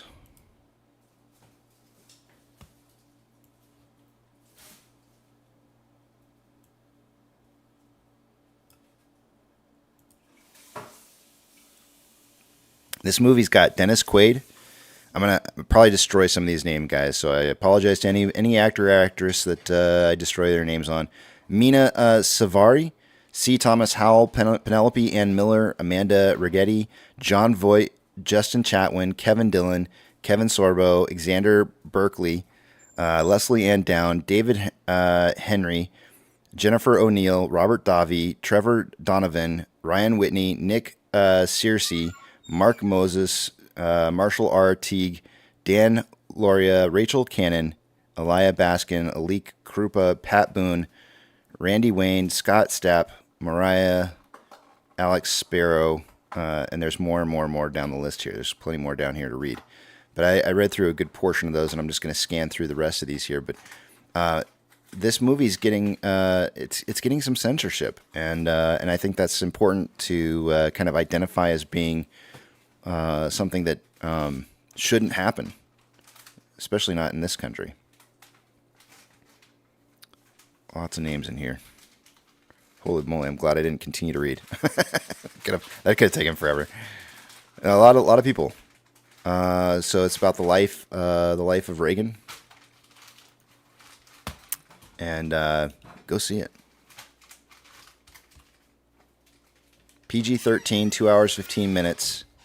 Opens tomorrow. Don't let people tell us what we can and cannot talk about.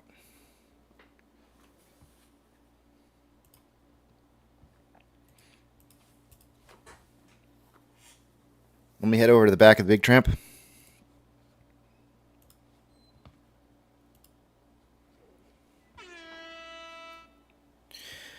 Good morning, Pirate. Good to see you this morning. Good morning. How you doing today? Very well. How about yourself? I'm doing pretty good, man. I actually got a second cup of coffee. That was part of the reason why I was a little bit late. I had to send out something real quick, but got myself a nice little second boost of caffeine this morning. I gotta share one more thing real quick here because I put it up in the back of the Big Tramp and I forgot to post this up here. Y'all know that I went to my dad's memorial. Say goodbye to our butt tongue baby.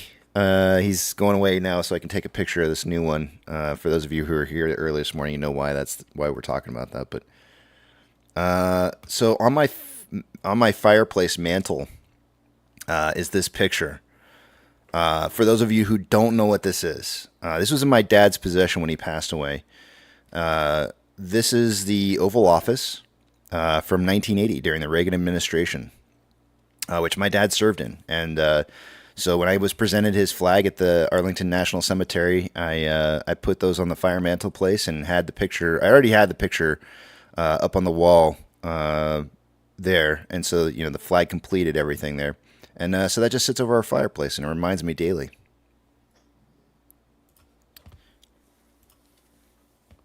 So we need to ask ChatGPT a simple question. What's that? If Ronald Reagan were alive, what would he have to say about the censorship of the Ronald Reagan movie? The very same man who said Gorbachev, tear down this wall. Well, how do you think he would react if he could get out of his grave and just speak briefly on the fact that, I mean, is it really a surprise? First of all, is it any big surprise that Facebook is just another propaganda arm of the left? I mean, does anybody really believe they've been fair and balanced for any number of years now? Come on. I think ideally we'd like to believe that, like sometimes like people have it's the whole ostrich thing. What we have is reality. Yeah. It's that whole ostrich thing of like burying your head in the sand, like, oh, everything's fine. The world's not burning around me. The lion can't see me. Yeah. The lions and hyenas can't see me. Yeah. I've got my head under the covers. That's right.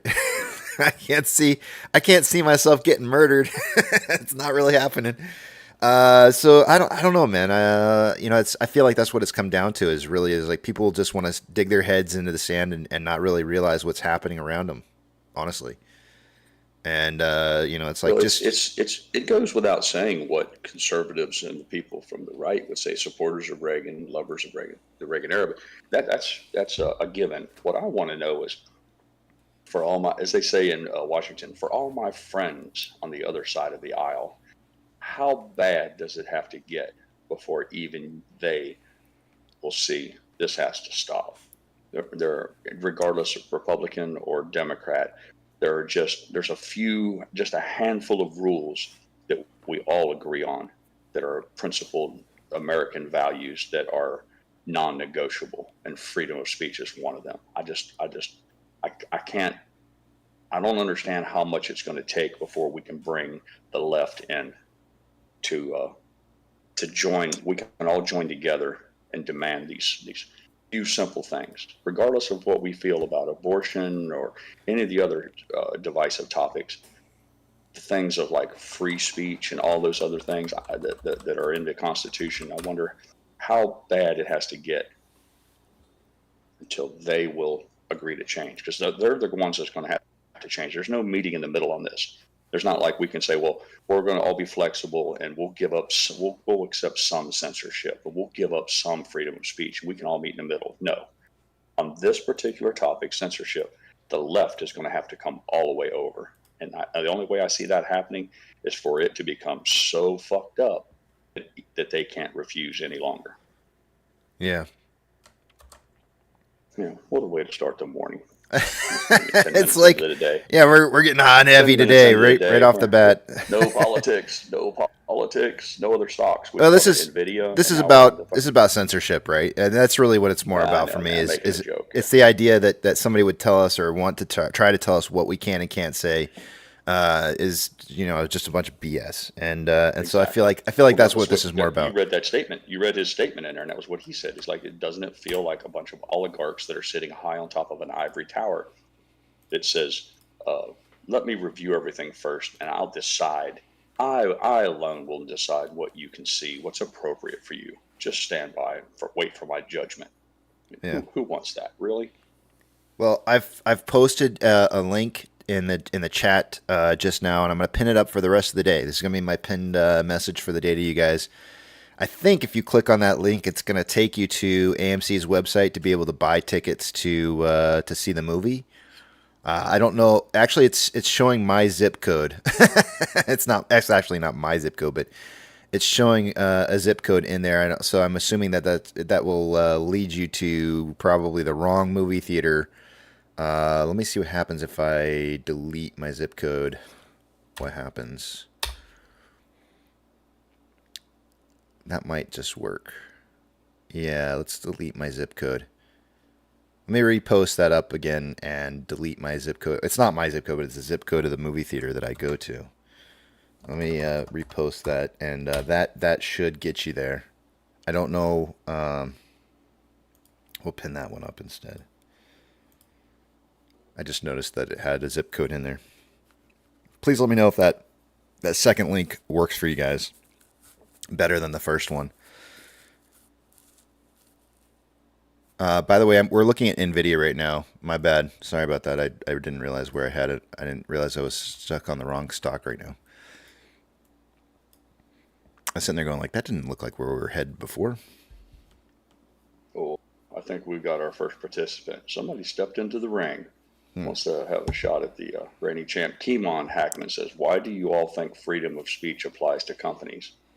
I'm going to assume here, and you can correct me, Keeman. I hope I apologize if I'm speaking your name wrong. Where do I begin? Is your position, and I think it is, that because it's a privately owned company that they can limit speech? Was that what you're going with that? If that's your argument, I'm going to just respond by assuming that it is. Isn't Facebook didn't they claim that they were immune to prosecution from any bad actors because they were just a publisher? They had no editorial control. You remember that, Keeman? You can't have it both ways. You can't say that they are just a pipeline by which ideas are put out, and then say they censor too. They're a private company. Which one is it, buddy? You got to pick now. You can eat one or the other. Get back to me on that, and we'll continue this later. Yeah. Good morning and welcome, Keeman. And don't take anything personal. I just like to argue. So, welcome and good to have you with us. Yeah. Oh, somebody put a stop to this right now. Can we get a fart joke, a titty joke? Where's the Well, we could talk about the butt tongue earlier. That was a risky search, by the way, but it worked out for me in the end. They can do what they want. Just leave the platform, is what Keeman says. So, okay, no, we'll just let it go. I'll let you have the last word. Welcome, and good to have you with us, Keeman.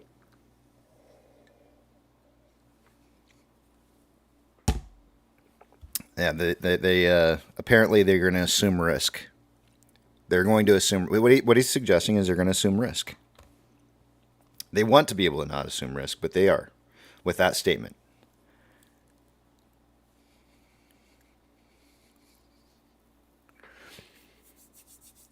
Let's see here.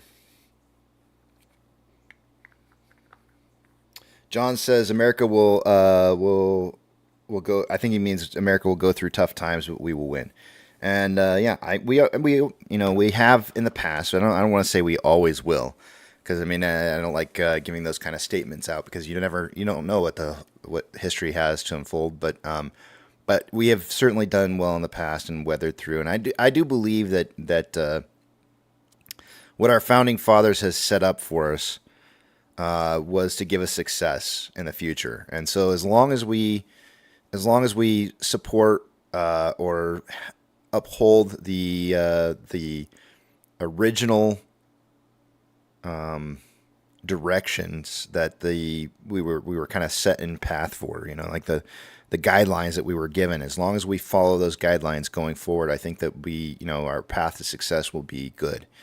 But it's when we start to deviate away from our original direction is when things will probably get kind of rough, and there'll be tough times, as we deviate away from the original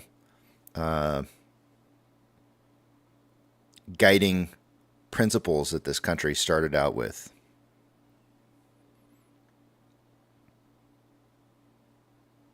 I'm really digging deep for words here. You can tell it's like struggling. It's like a struggle for me sometimes. No, I agree with you. The farther we stray from the basic tenets, the most fundamental ideas that this country has operated under, and I would argue that has led to our dominance in the world, the very, very things that have made us the big fly on the turd, the farther we get away from those things, the more likely it is that we will lose our preeminence, this special place that we hold in the world. And along with it, that elevated lifestyle, that glorious, beautiful, elevated lifestyle that people have become so accustomed to in the United States of abundance. It can all just wither on the vine. Brian says, just blame it on the IT department.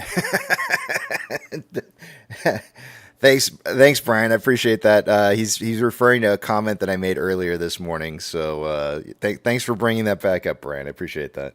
I knew I was going to win a lot of people, or I knew there was going to be some people that I was winning over in those comments that I made earlier.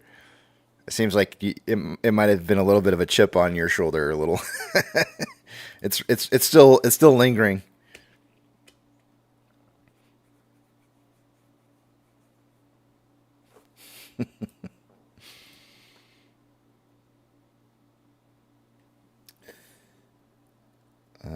Let's see here. 9 o'clock. We made it. We need to get too out of control, Pirate. We managed to make it to 9 o'clock and not completely turn this day upside down. I'm going to call that a win. Yeah. Have to. That's what we got. All right, I'm going to take you guys over the other page here. I'm not going to be able to see what it is you guys are saying, so hold those personal thoughts, comments, questions, concerns until you see the big tramp back up on the screen again. Two-factor authentication. If you don't have it, you may want to consider getting it, as it could prevent somebody from getting into your account that shouldn't be in your account. If you set that up and your broker allows you to put in a secondary device to be able to receive that access code, not a bad idea to set that up, as well as you never know when something's going to happen to your primary device. Last but not least, don't be that person that does not have a copy of their statement from their portfolio from their broker, because if you are, you're going to be at severe risk of not knowing what it is that you hold. So, and as I've said on many occasions, know what you hold. Really, really, really important advice, and probably the most important thing I could ever say to you out of everything that I've ever said to you is make sure you have those statements. If you don't, go get it now. It's super important. All right, starting the top left-hand side. Everybody got a bonus point, not a bonus point, but a point for getting their price predictions correct yesterday. And today, our predictions are very tight. We have a 6-cent spread between us. It's not meant as financial advice. It's just simply 4 apes trying to get price prediction as close as possible as we can. The low man on the totem pole for the day is Apex with 441 to 541. Up from that is Nana with 444 to 544. Up from there is Tech with 445 to 545. And I'm on the top end of the stick here today with 447 to 547. Those are the price predictions for the day today. AMC currently at 478, so we've got a long ways to go to get up to those 490s, considering that we haven't been seeing spreads of much more than 10 to 15 cents in a single day on AMC. So it's going to be a little bit of a work. It's going to be a job to get up. It's going to be a blue pill kind of day, I guess. Short exempt volume. We had 149,000 shares in short exempt volume yesterday. Utilization at 59.44%. That was up day over day. The day-over-day price change was down 5.01%. Max Pain stayed $5 for AMC and stayed $21.50 for GME. Taking a look at shares through exchanges traded so far, normally by this time of the day, I would expect to see about 44% going through off-exchange and EDGX be somewhere between 11 and 12%. Currently, we have 43.13% going through off-exchange and EDGX is at 9.03%. For combined total of 52.16% going through those exchanges. That is approximately, what number am I expecting? Oh, yeah, 54. 1.84% less than what I would expect to see. So meaning we should be seeing some price improvement for the day-to-day. And then we are up 1.64%, but it's not a whole lot as it stands right now. So it could be worse. We could be seeing more downwards momentum if more volume was making it through there. I do want to note real quickly here, the New York Stock Exchange is receiving a massive amount of shares right now going through it in contrast to all the other, in contrast to the last 30-day average. 30-day average you can see is 11.98. The New York Stock Exchange is seeing 30.27% of our volume going through there. That's a pretty big number.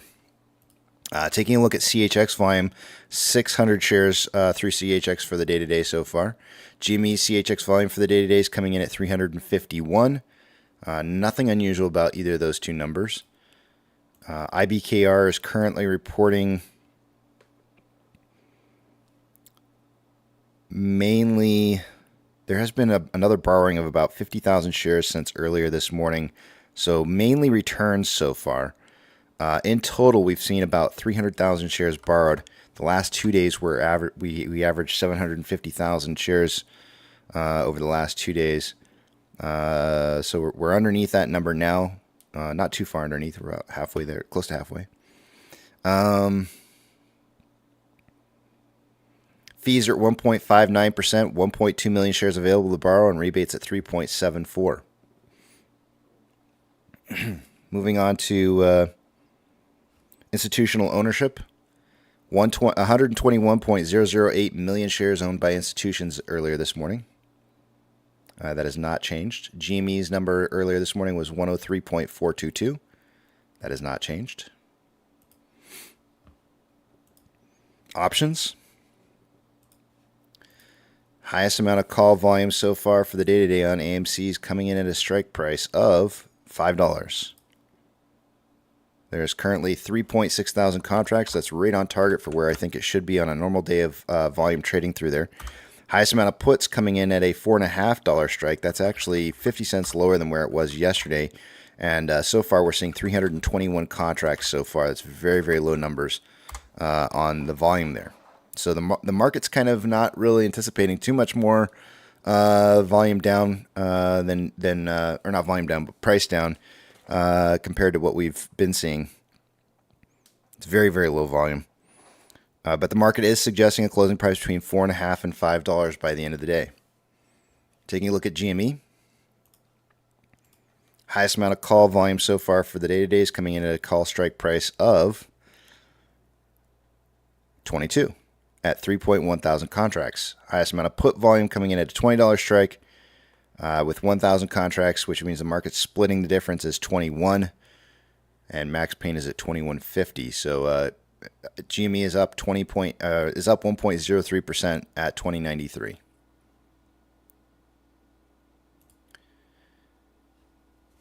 Taking you guys over to the other page here, let me move a couple screens around and we'll take a look at the rest of the data.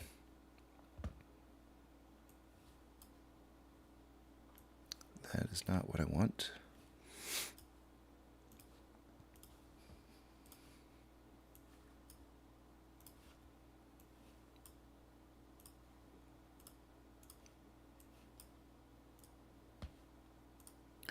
Starting with Ortex.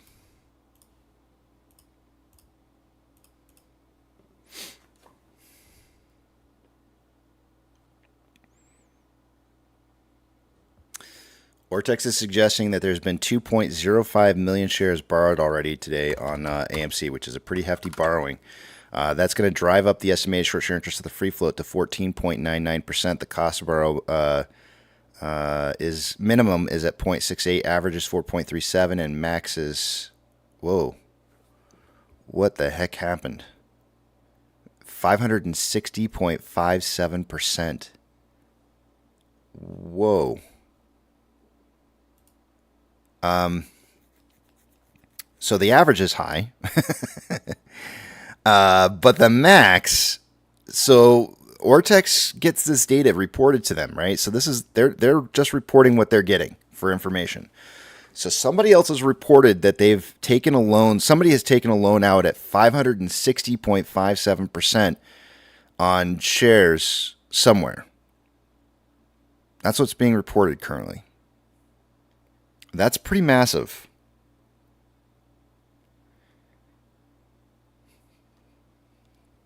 Well, we know IBKR doesn't have 2 million shares to borrow or to lend, right? We just looked at that information. We know that they only have about 1.3 million shares, 1.2 actually, available. So I'm not exactly sure, who they borrowed those shares from, but somebody charged a hefty penny for some position that was borrowed. I can't tell you how many shares were borrowed at that rate. I have no idea. It could have been one share. Somebody could have actually borrowed one share for 560.57%. I don't know the answer to what that is, but that's not the average, right? The average is at 4.37, so we know it probably wasn't a huge amount of the borrowing of the 2.05 million so far. That's such a big number. All right, I got to move on. Sometimes I see numbers like that and I go like, what the heck? Wait, we got something for that here. Hold on. Oh hell no! Yeah, something like that. or we could play this one too. Lord, it's a damn shame what the world's gotten to. Yeah, that's how you'd feel if you were borrowing at those kind of rates. Utilization 56.92% up to 59.44%. There it is. Oh my God. That's the one I was looking for.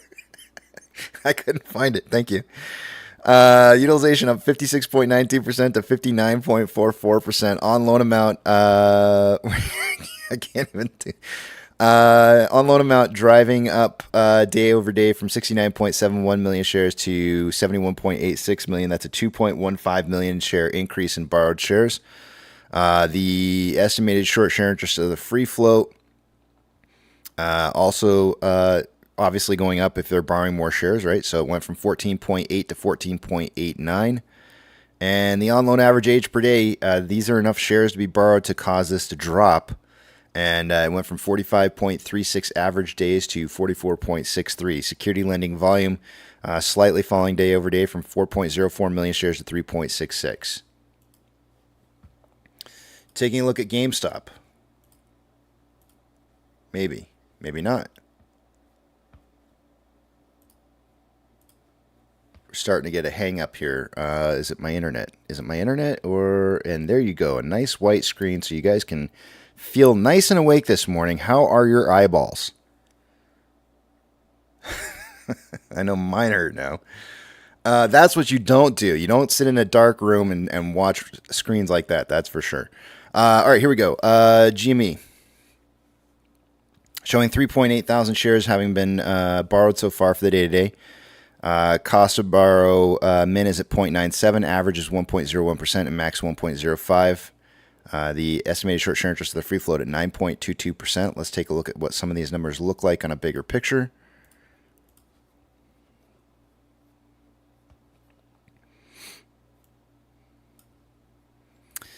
Utilization is dropping day over day from 26.86 to 26.15. The on-loan amount also falling from 28.73 to 28.15. The estimated short share interest of the free float from 9.26 to 9.22, and the on-loan average age per day increasing from 36.12 days to 36.67. Security lending volume falling day over day from 2.19 to 1.07 million. Free Fallen's a good song by Tom Petty. I like that song. SSR trigger price for the day today is at $4.27. There is approximately 84.8 thousand contracts out of the money on the calls versus 2.6 thousand contracts that are in the money. 7,000 contracts are out of the money on the puts versus 18,000 contracts that are in the money. GME's trigger price for the day today on SSR is $17.91. We have 97.9 thousand contracts out of the money on the calls versus 12.7 thousand contracts that are in the money. 15.4 thousand contracts are out of the money on the puts versus 14.4 thousand contracts that are in the money.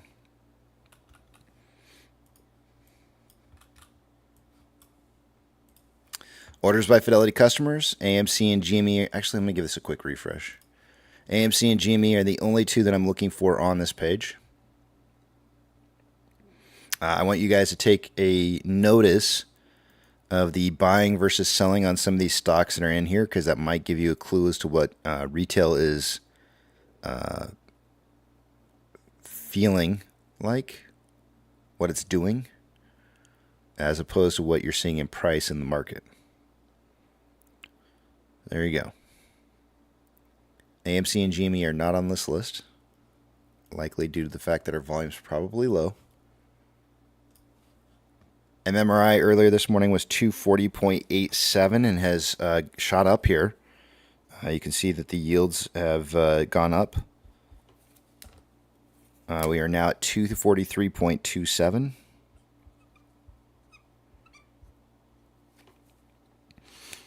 The spread between the 2-year and 10-year was 0.03 as of first thing this morning when I checked them. It's now 0.026. Still tightening. Tight like a tiger. This monstrosity. I don't even know it. All right, so VIX is falling. You can see that on the page in blue, in baby blue in there. One of the things that I kind of want to point out a little bit to you guys is that we started to see a separation at about 4 o'clock this morning Eastern Standard Time between the U.S. dollar and the yen. So the U.S. dollar was strengthening, right, and the yen was strengthening as well, because whenever this moves up, it's the dollar strengthening to the yen.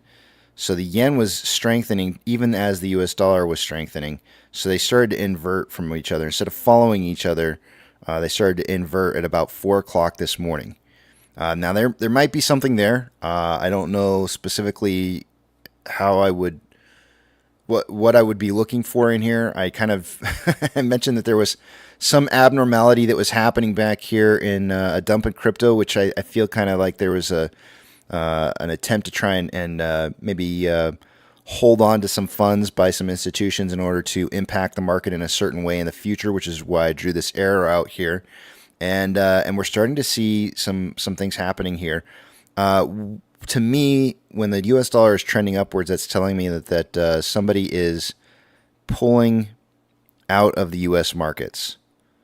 The yen was strengthening at the time that was happening, and as the yen was strengthening, the Nikkei was going up, which is not really the way it's supposed to work. So something happened this morning. I'm not sure what. I'm sure somebody way smarter than me is going to probably report on it, and then we'll probably be able to look back on this tomorrow and be like, oh yeah, that's what that was. But something happened this morning.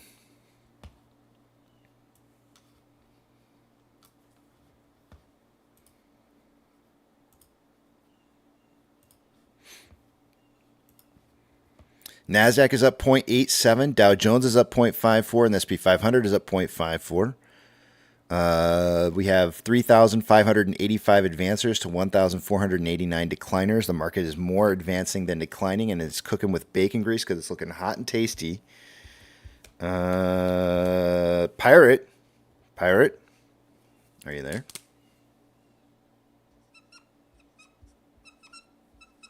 Yes, sir. I just have a habit of muting myself so I don't interrupt you. No, you can interrupt. That's fine. You are not under $100, sir. He said book it. He said book it last night. Nvidia under $100 I bucks. said 99. I said 99.9, and I was Yeah. wrong. But Although the trend is my friend right now. It is. The trend Yes, is my the friend trend right is now. your friend. You're correct, and I was wrong too because I thought that we would see Nvidia prices rising. I also thought that the whole market would be going up. We do have the market going up, but I was wrong. I was completely wrong about Nvidia. I did not get it right. It To be didn't fair, work out. I saw the action pre-market, and I was like, "Damn, I'm gonna have to hear shit from him all day now." I have it written on my I was board. prepared. I got it written on my I'm board. surprised it took you 45 minutes to shove it up my ass. So. It's written on my board right next to the number that I have for advancers versus decliners, and so I looked down, I saw it, I was like, oh yeah, that's right, about that $100. So, a little late. I would have gotten to it eventually when I pulled up their stock price, but I was getting there.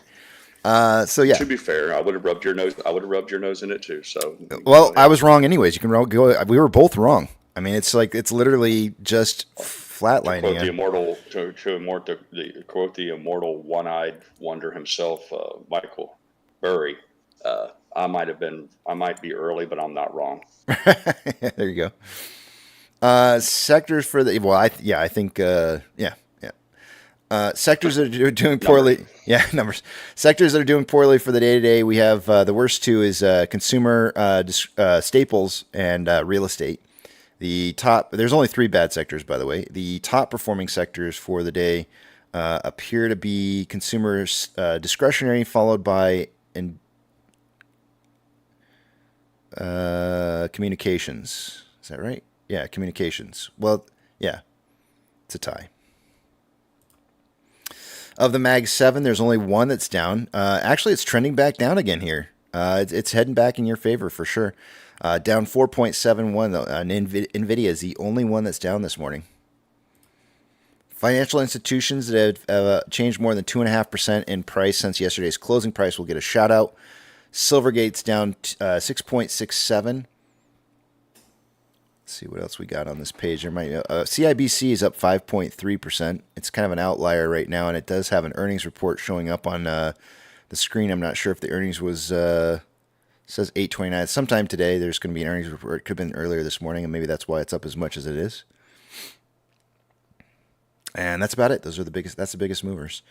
Gold is currently up 0.55. It had a big downtrend leading into market open, and then just about the time that the market started open, was it just market opens at 9:30? Just a little bit before market opening, it took a swing the other direction and made it down to 25.03 and said nope, and decided to go back up.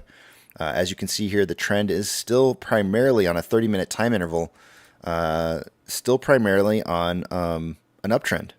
Actually, yeah, it's still on an uptrend. I just have to go out to an hour to see it. There's definitely an uptrend in here. Let me get rid of some of my BS lines that I've got in here. Give me 1 second. It's like clean house time. All right. We'll get rid of this. Where is this trending? This is a 1 hour time interval, by the way. In case I didn't say it. I think I did. Just want to check and see where gold's at here.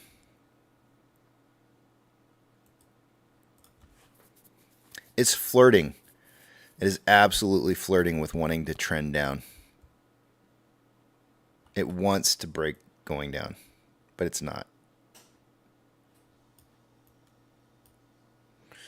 There's a key level of resistance at 258.48 that I've got drawn in here, and we may see sometimes when I see stuff like this, you know me, I leave out just the tip. There. The date for that is 8:30, 4 o'clock in the morning to 8:31, 1400. And I would suggest this is probably, I have to look at a higher time interval. This is probably a breakout going down. Yeah. All right. There you have it. Silver currently up 0.1%. 0.1%. No, up 1%. And is currently trending, consolidating.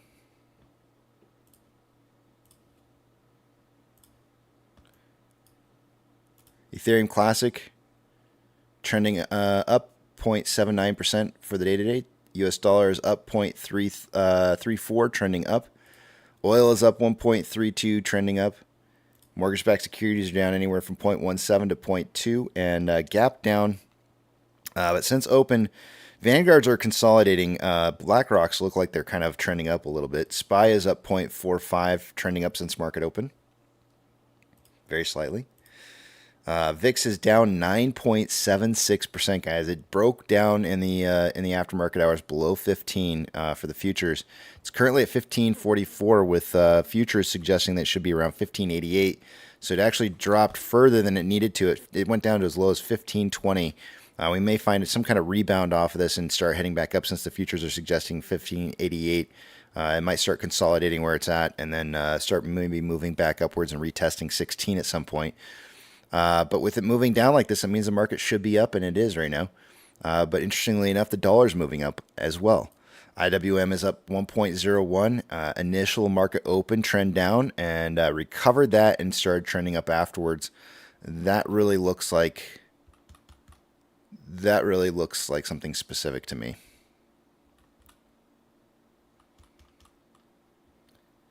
This looks like a forced event that's going on right now. I mean, that's just too...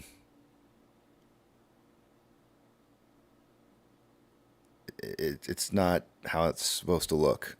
It's not right. Something's not right here on IWM. I'm not sure what's going on here. Let me just check something real quick on IWM real fast, because I think this is one of the ones, if I'm not mistaken, that has a uniquely large amount of shares on loan. If I'm not mistaken, I probably am mistaken, but I just want to check. If somebody's having to close out positions,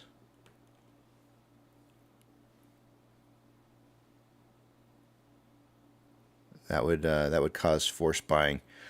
If that forced buying would have started or something triggered around this point here at around 9:52 this morning, and somebody did the forced buying, this portion of this right here was like somebody basically said, like, if we let this continue to this forced buying happen the way that it's happening, it's gonna be out of control, and we need to control the rate at which the buying is happening. And so this looks like something kicked in here, some automated system kicked in and started the controlled buying at a very controlled pace, is what it looks like to me here. And I'm still trying to pull up this information. I can't get it to pull up on my. Am I lagging? I have some huge amounts of drag. Am I getting a lot of buffering right now? Do you know, Parrot?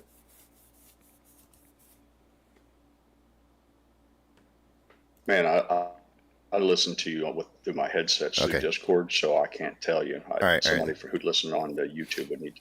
The screen looks fine, and my charts are still current, but whether or not your sound is buffering, I can't tell you, man. Yeah, look for somebody to post something in the chat and let me know if they say yes or yay or nay on that. Roger that. All right, so let's move on. We'll move on from this until I can get the information pulled up on that. Which, actually, hold on a second, it might be pulling right now. Yes, no, maybe so. Let's try this. The majority of the respondents said no buffering. Okay, well, that's good. John W. said some, but he's the outlier. He's outnumbered 10-1. I have, it's showing me good connectivity, but it's showing like a crap ton of drop frames. So I got like almost a quarter of my data is getting dropped. So I don't know what the deal is with that, but anyways, I just pulled up IWM to take a look at it real quickly here, and it's showing me that there's 21.2 million shares on loan for IWM. But the interesting thing about this is that there's 88.58 million shares in short interest. So, yeah. Estimated short share interest of the free float, 27.61% on IWM. Yeah.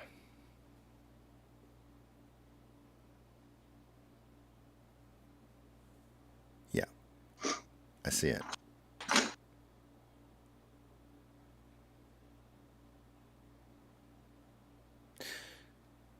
So what happens? What happens if somebody gets margin called and they have to start buying IWM? It's an ETF, right? And there's a lot of different stocks that are held underneath that.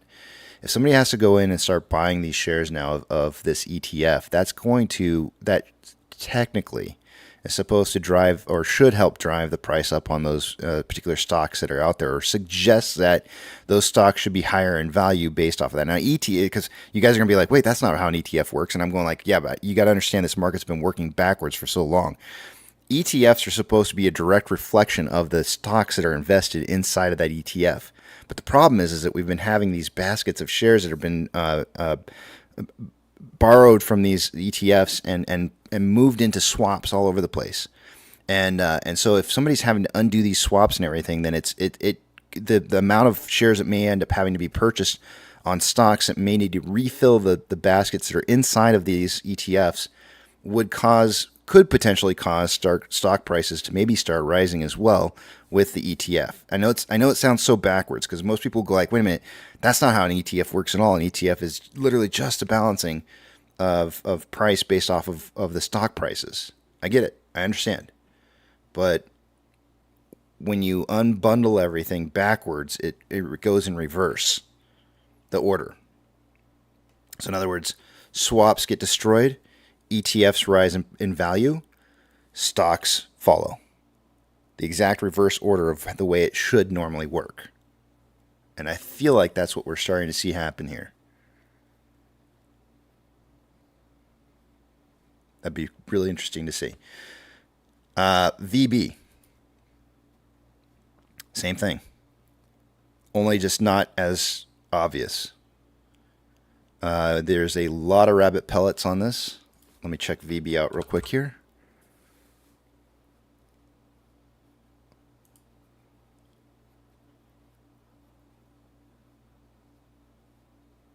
Okay, VB is not in the same situation at all in regards to the estimated short share interest of the free float's very low. It's at 0.09. There's only 884,000 shares on loan, with 804,000 of it being in short interest. So it's not in the same category as IWM at all. I would not place it in the same category. But you can see that there's it looks like a lot of low liquidity here, even though there's only 11.93% utilization. It doesn't seem somebody's utilizing it the same way that they are IWM. All right, moving on. Why these two ETFs? Why do we track these two ETFs? Last time I checked, these two ETFs were the largest holders of AMC shares. So that's why I read these off here, because we kind of want to know, like, what is the overall, if we're grouped into an ETF of other stocks, how are we comparing to those ETF movements? And that's why I'm watching those, the largest two holders of AMC shares in those ETFs. Now, I haven't checked recently to see if that's still the case for IWM and VB, but that's what I saw last time I checked. We should probably go check that here in just a little bit and see if that's still the case. All right, Tesla. I spent way too much time on it. Tesla is up 2.89% for the day and trending down. Let me get rid of something real quick here. I got to change this back to AMC. Come on. All right, cool. Tesla's up 2.76% and trending down. Amazon is up 1.26% and consolidating, even though it's on a current trend up. Cinemark is up, or down rather, 0.94, trending down. Doge is up 0.97, trending up. Bitcoin is up 2.5%, trending up. GME is up 6.68%, trending up. HYMC is up 1.38 and is, let's call it a trend up. It's hard to see, but it's there. NCMI is up 0.29. Was on a trend up. It had a big gap down here in NCMI just a little bit ago, so maybe consolidating after a trend up. Hood is up 0.2, trending down. Started trending down right around 1016-ish. AMC up 2%, consolidating at about close to where we were pre-market for the day-to-day. And inflow versus outflow, about $200,000 more inflow than outflow. 2.18 million shares traded so far for the day-to-day on AMC. After 61 minutes worth of trading, we're on a pace for about 13.93 million shares traded by the end of the day. On a 4-hour time interval, we currently have more buying pressure than selling pressure with an RSI of 39.16. which is or actually dropped to 38.38, which is below average on a 1 hour time interval. More buying pressure than selling pressure with an RSI of 43.17, which is below average. Actually, slightly below. In order for this to turn into a buy signal, the lagging line needs to get up above price line. That's kind of one of the first signals that you need to see. That price is about 502 today. However, at 502 by the end portion of the day, we were right near the cloud, and the rule on the Ichimoto is you never make trades inside the cloud, so we really got to get above the cloud in order to see some buying pressure for the day, which is at 508. So I wrote down 510 as the magic number for price movement upwards for the day on the 1 hour. The 4 hour is in agreement on the 510. Lagging line is below price line, conversion is below base. In order to get through a red or green, actually it's green cloud today. In order to get through the green cloud for the day is around 502. But remember, you got to get that lagging line above price line, and that's really kind of around like 505, maybe just a little bit higher, maybe 507. So again, I'm going to round up on that one and say 510. So 1 hour and 4 hour clouds are suggesting 510 is the magic number for the day today. And with that, I yield the rest of my time to the back of the big tramp.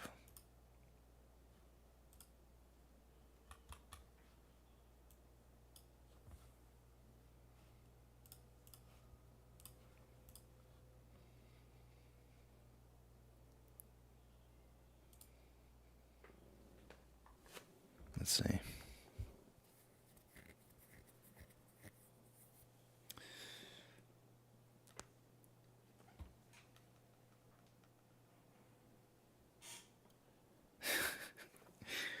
And it says, Parrotborn put on pants. I don't know what that means.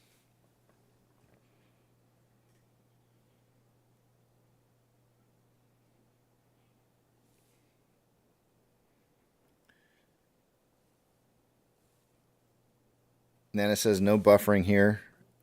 Well, you're behind. It was just a minute. There was about 15 seconds of real drama. It even came through on Discord. It was real bad for about 15, 20 seconds, and then it cleared itself up. Okay. I think I'm fighting some competition today. I think one of the kids may have turned on some downloading something that went overnight and into the day today. So, but so far it doesn't look like it's terrible. I mean, I'm actually getting normal connection speeds. It's just I got a lot of drop frames.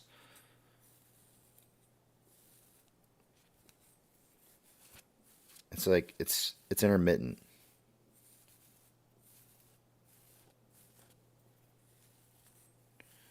In case you're wondering what I'm doing right now, Nana says I had something happen that it's been a relatively new phenomenon. What's that? I don't know if it was last night or the night before, but the poker game froze up on me. I mean, completely locked out, black screen, unable, and then I thought, well, it's just my issue. So I tried to phone, that wouldn't work, and I was like a meth head or a crack junkie running around looking for a fix. I ran and got Mrs. Pirate's iPad. I tried to log on there, it didn't work, and finally, out of frustration, I broke out in a cold sweat and I started to get detox sweat. So I went to bed. But when I got up yesterday, all was well with the world. So I don't know if they had shut it down to do some sort of maintenance or what have you. But yeah, first time I was denied a poker table in almost 3 years. Wow. Well, thanks for reminding me, because I think some people want me to kind of iron out time of the day, and I feel like, here's the deal. I kind of want to do it later in the afternoon, but I'm going to go ahead and put a poll up. I was going to just make a command decision, but Melissa told me I need to give you guys a choice. So if you can make the 9-7 poker tourney, which start time works best for you? Figure, we normally complete those in what, 4 hours? Should we say 4 or 5? 5, man. I don't want to be rushed.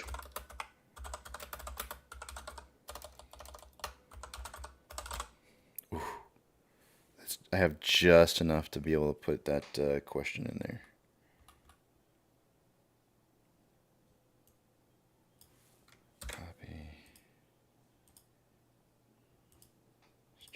pull. I can forgive me if on my punctuation on this. I had to get rid of something in order to be able to fit this in here, but I'm going to put in 2 different times. I'm going to do a 10 a.m. Central Standard Time, and I'm going to do 6 p.m. Central Standard Time.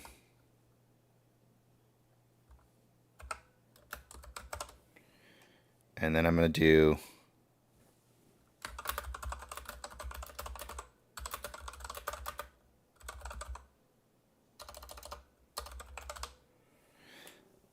a little something extra for you guys in there.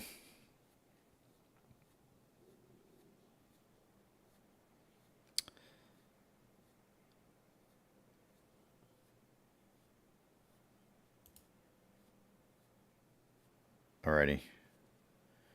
John says, is the poker tournament in the back of the big tramp? Because I don't want any candy. We don't give candy in this tramp. We give Wi-Fi. It's what all the little kids want these days. No, I'm just kidding. That's not even funny, Casey. Don't joke on stuff on that. All right, so there it is. If you can make the 9-7 poker tournament, which start time works best for you? Figure on about 5 hours of play time. 10 a.m. Central Standard Time or 6 p.m. Central Standard Time.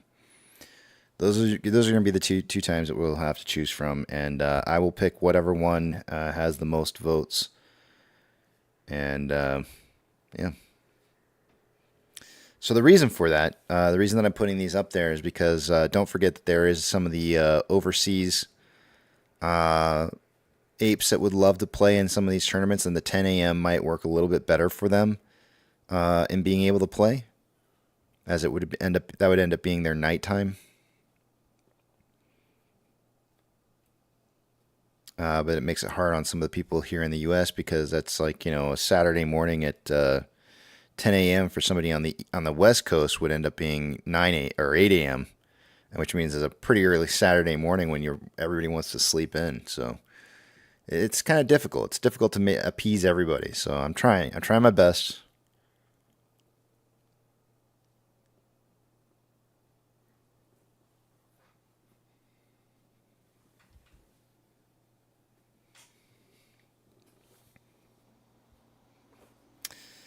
I told Melissa yesterday about how I had thought about buying 2 Batman popcorn buckets, and ended up only buying 1. And she's like, "Well, you should have got." Guess.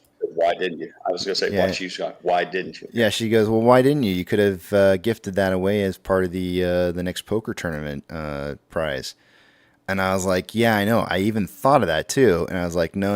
I don't want to screw somebody else over on who bought a movie ticket to get their bucket. So you guys can blame me for not having that as the prize. That would have been one hell of a prize. I bet a lot of people probably would have showed up for that. Only you could spin it to where you fuck us out of a bucket as a trophy, and couch it in a way, the old DC spin. You are truly your father's son, a lawyer's son, and do it in a manner that says you were noble. There was nobility in the act. Yeah. Yeah. Plus, if it's somebody overseas that wins, can you imagine the price? How much it would cost to send something like that? It's gonna cost an arm and a leg. Right. That was actually part of that was part of the other reason why I thought about it. I was like, I'll take that reason over that you were looking out for some poor wayward soul who was going to be disappointed that he didn't get his bucket. Yeah. Sell that shit to somebody else who's buying it. The cost to ship overseas would have probably been like, I don't know. I'm having to guess here. $300 to send it to John Hannaford. Right. I'd have been like, if somebody would have won overseas, I would have been like, oh, guess what? You won something else. Yeah. Dang Hannaford wins the poker tournament, and you're like, John, they want $500 to send this to you, and he's like, not my problem, KC. I won the fucking tournament. Send me my bucket.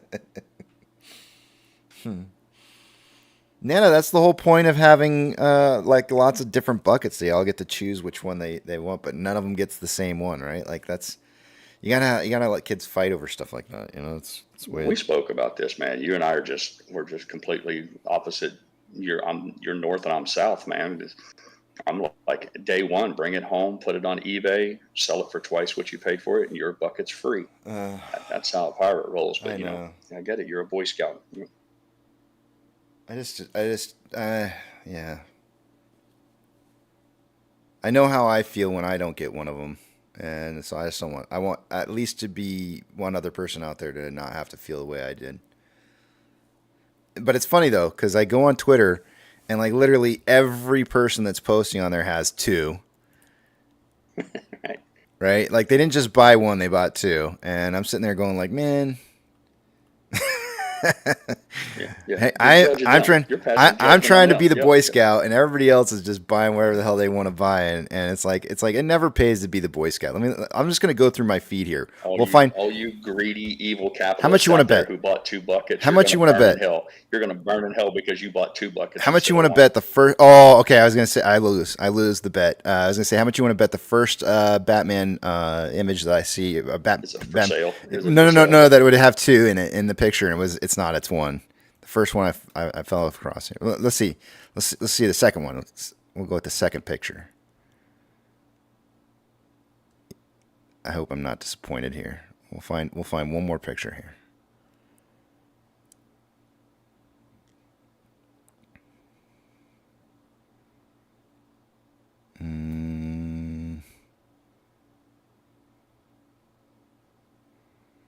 Some of y'all will be like, we got to read some of this stuff. Stop going so fast.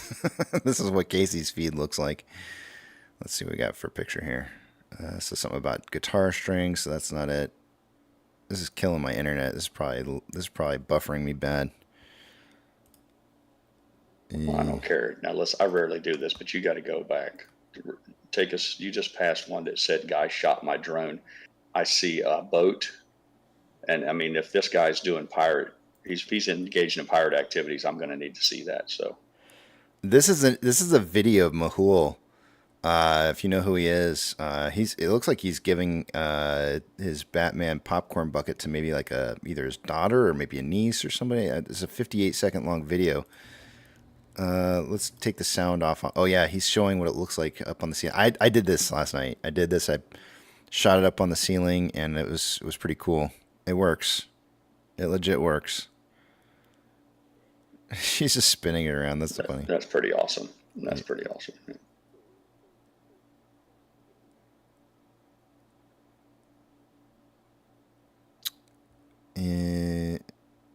So it looks like there's just one in this video. Go back to the ones you missed. You scrolled past something. No. But you don't want to see the guy blowing the drone out of the sky with a shotgun? No. Okay. All right. You are so clickbaity. You're so easy to clickbait. You're so easy to clickbait. Like I swear, like you're like my mom. She's always like I try to show her something on the internet. She goes like, "What's that stuff on the side of the screen?" I'm like, "Mom, those are all ads. You never I don't even look at those. Don't even hit my attention span because I know it's all clickbait on the sides of the screen. It's all advertisements and crap." And she's like, "But it's interesting." I'm like, I'm not clicking on it. I don't care. It's not registering.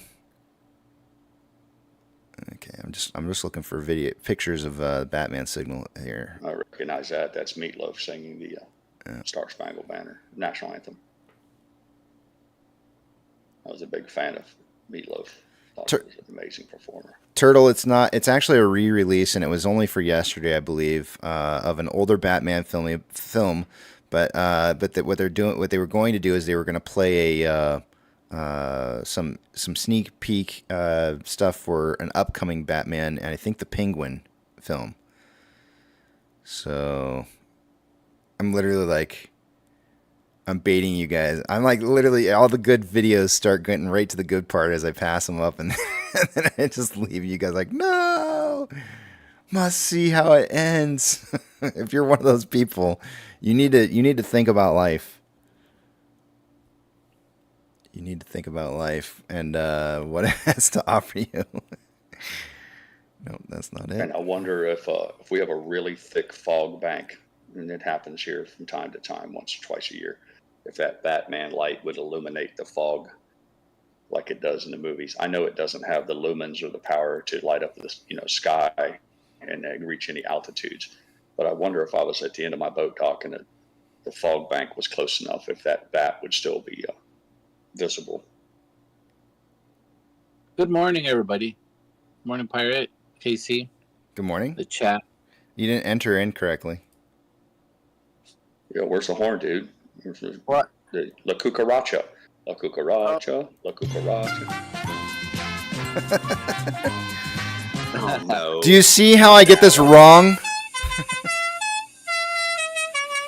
Yucca, do you see how I get this wrong? You titled it Welcome, right? Like I say, welcome, Yucca. Good to see you. And what do? You played the wrong thing. You should have put the horn as welcome, and then the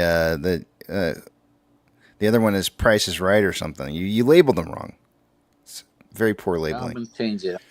All right, we are now on our third or fourth picture now of somebody posting up a Batman signal, and they're all single images. Last night when I was going through, they were all doubles, so apparently, and I don't know if this is our very own Brandon or not, but it does say Brandon on here. Very cool. That's a happy face right there. That's not transfer. I don't think it's transfer. I'd like to say something. I don't know what is this whole thing about Buffett this, Buffett that. He's selling this. He's doing. Buffett ain't doing shit. He's like 100 years old. Why did they? He ain't trading anything. He's probably got a team doing it for him, and they're using his name. That's what I was thinking. I'm like, what is Buffett is not there in front of the screen looking at the line. Okay, I'm gonna get in. That's where you're wrong. See, that's where you're wrong. He's not. That's where you're wrong. You don't know absolutely nothing about that man. If he's nothing else, he's been consistent his entire life as a habit. He is as regular and predictable as anybody, down to every single aspect of his routines. And I promise you, he's the kind of guy who'll probably die at his desk with spreadsheets in front of him. I hope not. I posted up a link to something that somebody wrote on the initial showing or release of Beetlejuice, which releases next week. So they did a showing already in a movie theater, and it got a 3-minute standing ovation. And the only reason that the ovation stopped was because the people who were hosting the event turned off the lights so the actors and actresses could exit the theater. And but it got a 3-minute standing ovation. So apparently the movie is. Sandy showed me that last night. That thing's going to be a banger then. Yeah, it sounds like it's going to go pretty far. So I'm really excited about that. 3 minutes. That's a long ovation. Right. Oh, look at this. This is a great be picture. Really funny. Oh, this isn't our Hayden, is it?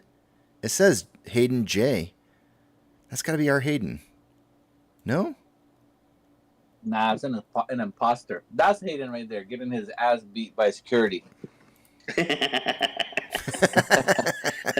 Wait, getting a pimp hand. Wait, where? I missed it. Where was? Oh, this one up here. Yeah, this one right here. Yeah. No, that's Hayden. No, we've got this person's got a lot of buckets. It's pretty cool. A lot of buckets. You know, I was going through and everybody was saying that the Batman one was probably one of the most coolest buckets that's been released so far. And I was putting my Batman on the shelf of buckets, and the Ghostbusters one is actually pretty damn cool. I don't know if you guys have seen it or not, but that was actually a really cool one as well. I have a hard time deciding which one of my two is favorite between those two. Pirate's like, stop, go back. What was that? Or if he's not, Yucca is. Man, all these pictures are all singles. They're making me a liar now. What the hell? Hey, the Donkey Kong. This says I'm going to do it. What's he going to do? It looks like he spliced. He's going to do her? He spliced a power cable, it looks like. I don't know what he's going to do to this, but it looks like he's going to maybe intensify the light maybe or something. I don't know. Is he going to bridge him? I don't know. Well, it doesn't have a plug. It's battery operated. I'm he's going to thinking. try to convert it to 110. Yeah. He's going to do it. He's trying to do away with the batteries so he doesn't have to swap batteries out and allow him to use them. Yeah. So this He'll is turn it into battery. a lamp that you just plug into the wall. Oh, That's going to be challenging though because the batteries is DC current. yep. The wall is AC current. He's going to need to converter. work on that. What's that? Stop. Go back. Here it comes. It'll work really good. It'll work really good for about 10 seconds. I would probably convert it into a USB. Like I'll put a USB plug so it powers it via USB. That's low voltage. No. Did this guy buy a whole hello. box of these? Hello. What the hell? Who's watching? Did he buy a whole box? I think he bought a whole box of them. Because look, there's a Batman light in the back. Okay, so let's see. This guy's going overboard. 2 boxes. He didn't buy 1 box. He bought 2 boxes worth of those lights. Yeah. You're all guilt ridden over should I get 2? And you're like, no, I won't be able to sleep tonight if I get 2. And this guy's bringing a fucking forklift in. Yeah.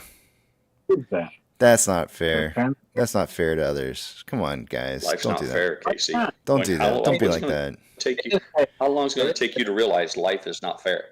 I know, and I understand that. My mom preached that and burned it into my soul that life is not fair, and whoever told me that was lying to me. I understand that. I get that, but there's no reason that people need to be. You don't have to be greedy. You just don't. You know the difference. You know the difference between you and that guy with the truckload.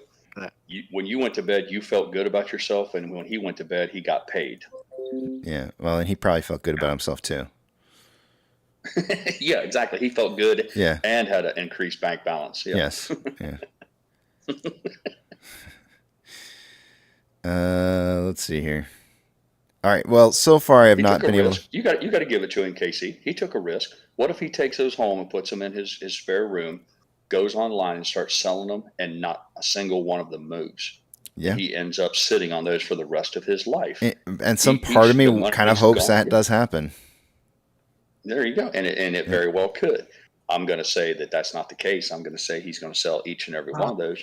Yeah. That's so far only one picture of multiples showing up on here. Last night I felt like there was a lot of pictures of multiples, but so far not the case. What were you going to say, Yucca? You're scrolling. Oh my gosh, yeah. Stare at it, baby. Look. Slow it down. No, I'm not stopping for the stupid junk that's on here. I'm surfing with intent. There it is. When I said there it is, that's when I saw the baby and the Batman. Mm-hmm. It's like freaking 20 seconds behind. Yeah. Or What, did you not hear I have bad internet? I think I have bad internet. This is exactly what mine looked like driving home. That's funny. Turtle4614 says, I just don't wish that man well. Let's think about this for a minute, KC. If the object is to sell merch, and No, a guy I goes get in it. and I buys understand. 2 cases, I understand. I get well, it. I'm asking Turtle. This is I'm asking you, but this question goes out for Turtle. If the object is for AMC to sell $35 buckets that they pay $1 for from Beijing, China, doesn't it stand to reason that the best thing for our bottom line is to have people go in and buy the cases? Yes. Oh, go back. I mean, you're Why? wishing No. against yourself. If we're rooting against ourselves every time you disparage the character of a guy who goes in and says, "I'll take 2 cases, please." I guess my point is that there's enough to go around for a lot more people, and if people weren't, what the heck? That is really kind of cool. They're showing how they did this movie here. But if people would just take what they need instead of trying to profit off of everything, more people would be able to benefit or have a nice memory to be made from it instead of having to pay up the the wazoo for something that they shouldn't have had to pay more for because they couldn't stand in a line because they were working that day. And it's just, I don't know. It's just I understand. I understand both sides of it. I get both sides of it. What if the opening weekend comes and goes, And my local AMC has a whole warehouse full of those damn plastic lights. I understand And both the sides new of it. yes. Beetlejuice comes out. Now they want the Beetlejuice bucket. You can stick the Batman bucket up your ass. What do they do? Put them all in a dumpster. They shove all those extra ones in the dumpster. I get it. You know. I get it. Or what about if somebody who's in charge of ordering these things says, we got people now that's buying this stuff 2 cases at a time, thereby they're acting like a distributor for us. Maybe we should order more of these next time. Nana's on the same page as me here. In terms of what it is that I'm trying to get across here is like, she goes, it's like toilet paper during COVID. And that's my point is that like we were going through a crisis, right? Like an issue. There was a problem with supply. And everybody went out, not everybody, but a lot of people went out and started buying these massive quantities of toilet paper. And if AMC was selling Moon Tape, if AMC was selling the Bun Wipe, that would be good for our bottom line. Yeah, I understand. I'd be like, fucking A, man, we're selling toilet paper and the shit's flying off the shelves. no pun intended. We're gonna blow our number. Yeah, no pun intended. We're gonna blow our numbers out. Our earnings per share is gonna go through the roof. So again, I don't see any instance where somebody buying too much of your product is bad for your stock price. And Christmas is around the corner. How do you know he's not buying that to give them away to kids in hospitals, right? Yeah, that too. Yep. Mm-hmm. I want increased profitability. I want to see more earnings. I hope that we make $1 billion this quarter. But I don't want anybody. Don't buy too much of our product. Just buy a little bit of our product and make sure.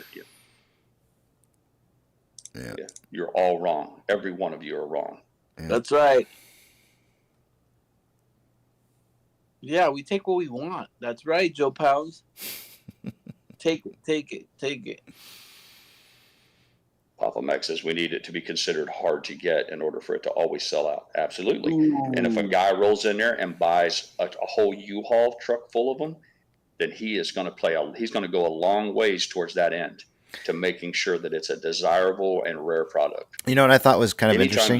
If you manufacture a product and put it up for sale, if your wife is selling melons and those melons, somebody comes in and buys your entire wagon load of melons, you don't say, no, I don't want to sell you all my melons. I'm just going to sell them 1 melon at a time. Let me ask you a question. The next guy that comes through, he might not get his melon. Fuck that. Under this capitalism idea that you're expressing, which I agree with, don't you think that AMC should require, in order to purchase, you have to have bought a movie ticket? No, absolutely not. No? Absolutely not. Nope, absolutely not. The goal, if I'm your product manager, unlimited buying. They can buy as many as they want, but they have to have at least bought a ticket. I wouldn't give a damn if they never made it to the theater. If Walmart called up and said, listen, there's a big demand for your fucking pet rock buckets. We want those for Walmart. I'd be like, how much you guys paying? And they said, well, whatever, we'll pay full freight. I'm like, we won't even ship them to the theater. They're coming straight to you now. If you have a product that's being sold, the last thing you want to do is limit the volume of that, because it puts money in the bank. Yeah, I feel like we're not. You think it helps you get a dividend if you tell people you can only buy one of these? No. I never said that. I never said you could only buy one. I said you had to buy a movie ticket in order to buy as many as you want. And I think that's really the key there is get those ticket sales, right? Like the whole idea behind this is get people in the door. No, it's not just to sell the product. Nobody's going to go to the movie. Nobody's going to go see the movie just so they can buy a bucket. They'll buy a bucket because they like the movie. I did. Yeah, but you're not right in the head. I didn't know. There's not a single. No, it's because I didn't know. Thing that any of us, not a single one of us here, can honestly say we are an accurate representation of the average movie goer. No, but I didn't know if I had to buy a ticket to get it. Once you buy over 10 shares of AMC, you no longer represent the target market for movies. Yeah. Joe says they probably make more from the bucket than the ticket. That is absolutely false, unfortunately, Joe. I hate to break it to you. They do not. They do. No, they don't.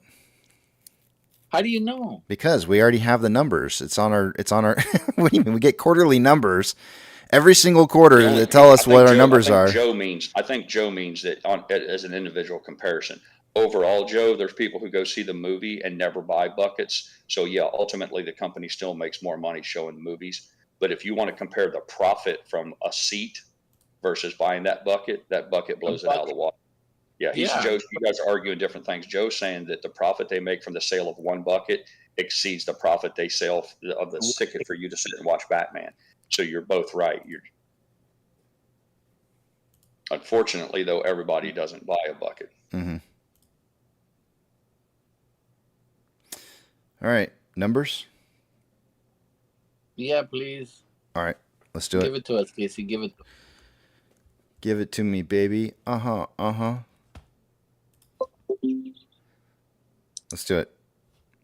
I'm taking you guys over to... One last thought, Casey. One last thought. Uh-oh. What if you make it mandatory that if you buy the ticket, you have to buy the bucket? So what if the ticket prices for Batman are not $10 for the movie? What if it's $45? Yeah, and you get no, a free bucket? I don't think that's a good idea. Every single person gets a bucket. No, okay. Yeah, I think that's a bad idea. Honey, baby. Uh-huh. Are you clipping that? Nice job. I'm not. Yeah, you are. Liar. No, I'm not. Yeah, we hate liars around here, remember? I'm going to sample it and I'm going to make a song of it. All right. I'll charge you a fee. All right, here we go. Let's see what we got going on here. I'm going to take you guys over to the other page here. I'm not going to be able to see what it is you guys are saying, so hold those personal thoughts, comments, questions, concerns until you see the big tramp back up on the screen again. Let's take a look and see what we got going on here. Off exchange and EDGX normally by this time of the day would be about 60%. We've got 54.01% going through off exchange, EDGX at 7.39. The combined total in that 61.4% or 1.4% higher than I would expect it to be by this time of the day. CHX volume is 700 shares. Just note, and the New York Stock Exchange or NYSE is at 21.24% of our total daily volume, which is almost twice as much as we normally see on the last 30 days. So a lot of volume going through the New York Stock Exchange today. Taking a look at CHX volume, 700 shares, nothing unusual with that. GME CHX volume for the day is at 2,251, nothing unusual about that number either. Borrow fees is not showing anything changed in the last hour. There's still 1.2 million shares available to borrow with fees at 1.59% and rebate at 3.74. According to Ortex, as of an hour ago, there was approximately 2.05 million shares borrowed so far for the day today. It's now at 1.6 million shares, which means that there has been some shares that have been returned. That's going to cause the estimated short share interest of the free float to drop to 14.97%. The cost to borrow mins at 0.68, average is 4.37, and max 560.57%. For those of you who are just joining in today, yes, that is a very high number on the max. Now, just note that it's the max. It means that there may have only been one order that went, or one lending transaction that occurred at that value. And you can see that the average pulled up to 4.37, so it's probably not a large order that, or large lending amount that occurred of the one, or I guess it was 2.05 million shares that we saw earlier this morning. But just note that it is a very big number and could be a sign that shares are getting hard to borrow. Orders by Fidelity customer, or actually, let's look at GMEs. I forgot GMEs real quick here. GME had 180,000 shares borrowed so far for the day today. It's now 186. Options, highest amount of call volume so far for the day today on AMC has been at a $5 strike. An hour ago, there was 3.6 thousand contracts in volume. That's now 5.2 thousand contracts. It's pretty close to where I would expect it to be by this time of the day. The highest amount of put volume is also at a $5. That's up 50 cents from where it was earlier. There's 1.4 thousand contracts in volume. Considering the fact that we are underneath that right now at a $4.78 trading price, kind of tells me that there may be some puts that are closing out as price was starting to rise. When puts are closing out, that's usually a bullish sign, and it does help in increased price movement. So if we see some more volume at $5, that might be a really good thing for us going forward in price. But the market is suggesting a 475 to 525 closing price as of right now, based off that spread. Taking a look at orders by Fidelity customers, AMC and GME are the only two I'm looking for on this list as I scroll through it. Just kind of look at what you see based off of what retail is doing in the marketplace.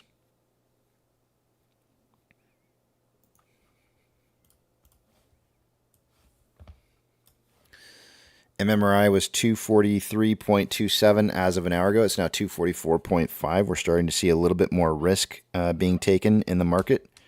Risk on.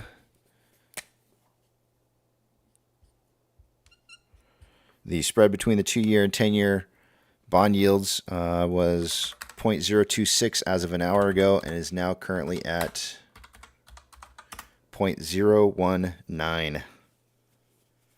At this rate, I would feel like by tomorrow or over the weekend, we could see a normalization of the bond yields, the 2-year and 10-year.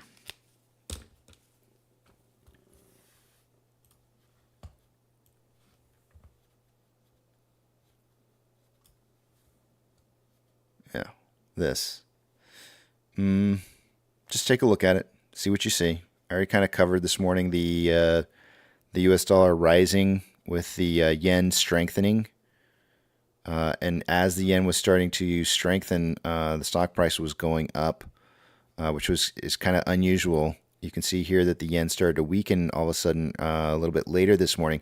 So this was 4 o'clock this morning. You can see that the dollar started to pull away from the yen.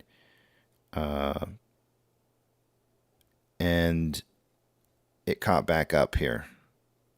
So the yen was weakening, and the Nikkei was continuing to rise. That's actually kind of normal. So something happened between 4 a.m. this morning and about maybe like market open time.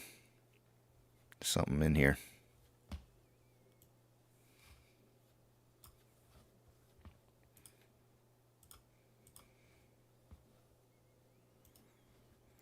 NASDAQ is up 1.17, Dow Jones is up 0.64, and the S&P 500 is up 0.77. We have 3,561 advancers to 1,756 decliners.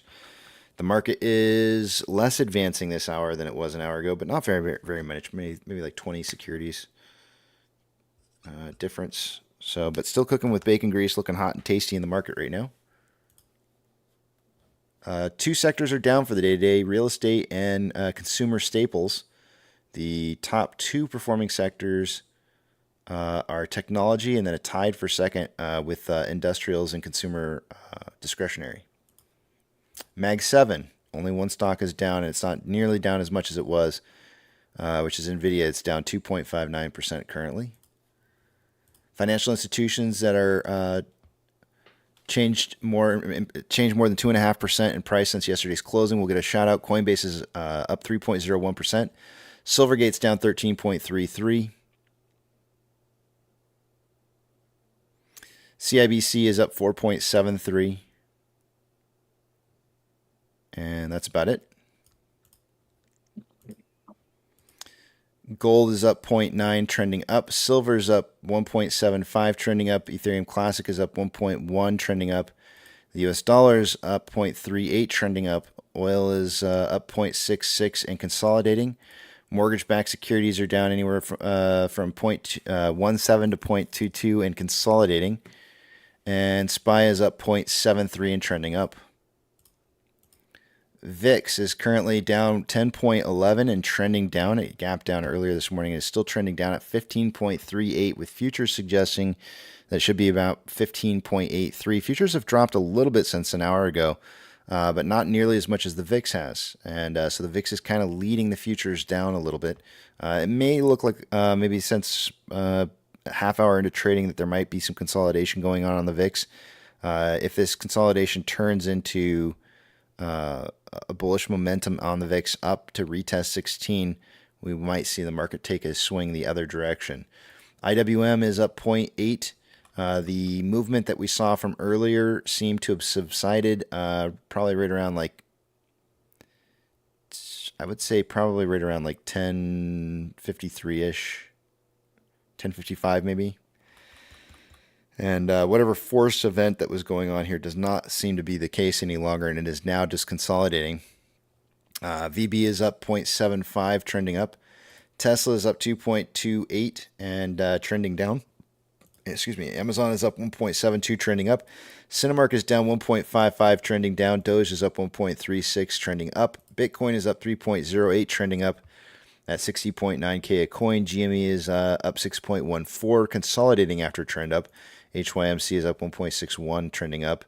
NCMI is breaking even for the day, and I would say consolidating. Hood is up 1.11, consolidating, and AMC is up 1.16 and consolidating. Inflow versus outflow so far for the day. We have approximately $700,000. We'll just call it $700,000 more inflow than outflow. 2.87 million shares traded so far after 102 minutes worth of trading. We're on a pace right now for about 10.97 million shares traded by the end of the day today. That is definitely within the 5 to 25 million share prediction I would have given today. On a 4-hour time interval, more buying pressure than selling pressure than RSI, 37.75, which is below average. On a 1-hour time interval, more selling pressure than buying pressure than RSI of 42.02, which is slightly below average. On a 30-minute time interval, more selling pressure than buying pressure than RSI of 48.08, which is average. And on a 5-minute time interval, more buying pressure than selling pressure with an RSI of 49.28, which is right down the middle. Having said that, I yield the rest of my time to the back of the big tramp. Welcome, Quack Quack. Good to see you this morning.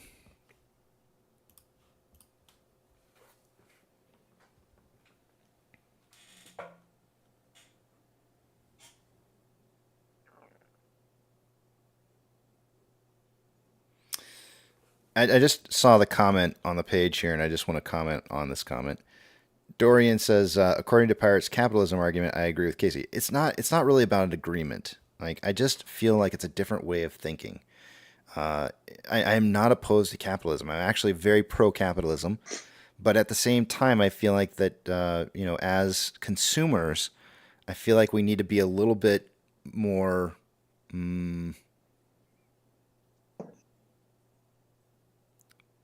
what's the word I'm looking for? Cognizant of what it is that we're doing with our money, right? And perhaps maybe how we're spending our money, and this is where I think Pirate would probably jump in and say, like, well, the people who are buying these extra buckets to resell them it's not a consumer thing for them to consume. They're making a business out of trading it at a higher value. And I don't know, man. I guess I look at things like Ticketmaster, right? Like Ticketmaster pisses me off to no end. That shit really pisses me off because they just corner the market. They drive up the price, and I go like, and none of that makes it back into the pocketbooks of the actual artist. And so that's what pisses me off more than anything. We should start a campaign that says we want new apes to join us, but nobody's allowed to buy more than one share. We got to make sure everybody gets plenty of shares. Right. Well, we certainly wouldn't be feel warm and fuzzy. We wouldn't be overbought. Let's all make sure. You don't want me to buy up all the shares, right? We wouldn't be overbought. That's for sure. Because I want to make sure that everybody gets a chance to buy a share. So you're a bad person. But you're misconstruing. You're taking it too far one direction, and you're not understanding. I do that. Yeah, you're not understanding the concept of what it is that I'm trying to kind of socialism. Everybody gets some. Everybody gets a trophy. Everybody gets a trophy. It's not about getting. It's not about everybody getting a trophy. Everybody gets a. There's still going to be people. Wins. Socialism. There's still going to be people who miss out. There's still going to be people who miss out. Too bad. If they miss out, too bad.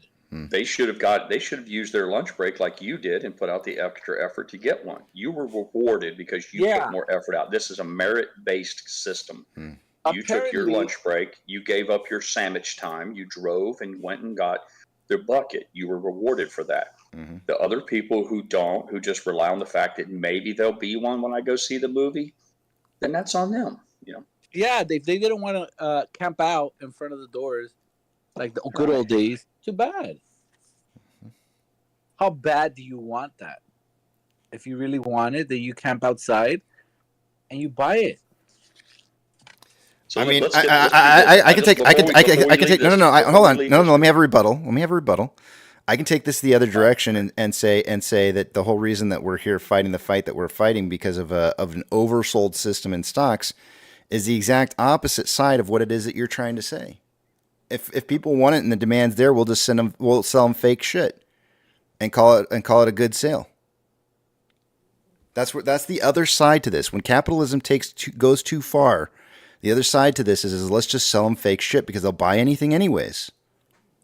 That's the other side to it. Well, that's a different topic. Yeah, But I No, would it's argue the that same topic. if It's our- just the other side on the it's extreme. not. It's the other side and extreme. Well, if our ultimate goal is to see our share price rise, and if the easiest way to make a share price go up is to show a profitable company and ever better earnings, just like we saw with Nvidia, we want to beat our numbers, we want to beat our sales projections. Beat it. And one of the products that we're selling are popcorn buckets that have a profitability. It's probably incredibly profitable for those little plastic cheap trinkets coming from China. Who in their right mind would ever think that it's a bad thing if somebody is buying that in bulk? It's self-defeating to say we're going to put out a product that helps us make money, which helps us make the sticker price go up, which helps me make money on my stock investment. But I'm going to limit that for some social engineering or some effort to make the world a better place. I'm not here to make sure that everybody gets a popcorn bucket. I'm here to get paid. Mm-hmm. I'm thinking. I thank Brandon. Brandon, thank you for buying 2 boxes full of those. You want to change the world, man. Volunteer for Red Cross. Go volunteer at your food shelter. I'm selling buckets. I'm selling popcorn buckets because they're profitable for the company, and that helps us pay our bills, and that ultimately makes my stock go up. Mm-hmm. I have no desire to see that there's some sort of equal distribution, or guarantee that everybody gets a little bit. Nope, not me. I mean, we have a willing buyer, sell them and make more. We're Crank up the machine. arguing. How do we even know those boxes was filled? Maybe he just went in there and said, "Hey, you got any of those empty boxes? Can I get them? I'm moving." And I don't care if you took them straight out. I don't care if you took them straight out and threw them in a dumpster, as long as his credit card cleared. No, but I'm saying empty boxes. Those 2 big empty boxes. You're saying he wasn't even buying them. Oh, okay, I got you. Yeah, I think he maybe just said, "Hey, you have any empty boxes? I'm moving and I just need boxes." I want to make it look like I bought 2 boxes of Batman spotlights, but in actuality, I'm moving. We spent an hour of our day debating whether this guy was a good guy or a bad guy, and all he was doing was getting evicted out of his apartment this weekend. Yeah. He needed some moving boxes. Well, I got a couple boxes of empty ones that I'll sell to you, but I'll fail to deliver. How about that? Yeah, it happens. Believe it or not, it happens. Right, that's what they're doing to us, right? Here you go. Here's some fake ones. We'll fail to deliver. Yeah, if you want these that bad, we'll just give them to you. In here. Let's take it. Let's ratchet this up a notch because we can. We can get a better fight going than this. We can fight better than this. I've seen us do it before. What if I roll up on a Friday night and I buy out the entire theater seats for Batman for just me, and everybody else standing at the door gets turned away? Is that good or bad? I'm the first one in line. I realize they have pre-sales. But for the sake of our argument, I'm the first guy in line. Can we make the assumption to see Batman to make this more? I say it's a one-trick pony town. There's only one theater, and I go up and I say I want all of the seats. Here's my credit card. Can we make this more applicable by saying that there is no other showings, that there's just the one showing and that's it? But no, Pirate, are you planning on buying 1 ticket for each seat, and are you planning to buy concessions for each seat? Because if you're just buying tickets, you're missing the point. No, he's got a great point. You need to answer that. Yeah. Okay. You need to answer that. For the sake of argument, let's just say I'm a that's a good point. baller. Let's say I'm a roller and a baller, and yes, I will agree to buy 1 bucket of popcorn, 1 hot dog, and 1 Coke for every seat. It doesn't do it. It does not do the company any good to have somebody come in and buy the entire theater seats and have no concessions, except for one person. That's where you're wrong. Because listen, those people are still going to go the next night and see that movie. So I represent an entire we're assuming that there's only one movie, and there was only one movie. It was last night, and that's it. They can't see it any other day. Oh well, that I'm looking at it from the prospect of just like the movies will keep coming, but you're denied that. Okay, in that respect, it's a wash. Whether I buy all of the seats or all the customers buy them, the company doesn't benefit any more or any less. I'm trying to make an argument that if I go in and buy all of the product for one particular time and therefore deny everybody else theirs, the company can just crank out more products. They just put another showing. They're just going to, you've seen it the other day. They're like, oh, they added another showing. So if I roll up earlier than you and there's one showing that night and I say Pirate wants all of the tickets, nobody's going in here but me. That's a good thing for the company because they got to call up corporate and say, we need to add another showing. We're sold out. They're like, what do you mean you're sold out? One guy bought all of the popcorn buckets. There's absolutely no way that you can say an increase in sales is bad for a bottom line. It doesn't exist. There's no economic theory that holds up under that premise. I could give you an example of why it could be bad for business. Less exposure. If those customers are turned to going to other locations because your exposure is being hit by this one rich dude who comes in and buys up the movie theater every single day, then we didn't detail the thought experiment enough. But my argument was that all corporate had to do was say, well, we're going to do another showing. Just like the other day, you said they added another showing. Right. Where before it was going to show one time on a Friday night. Right. It's one time Friday. The Batman shows on Friday night at 8:00.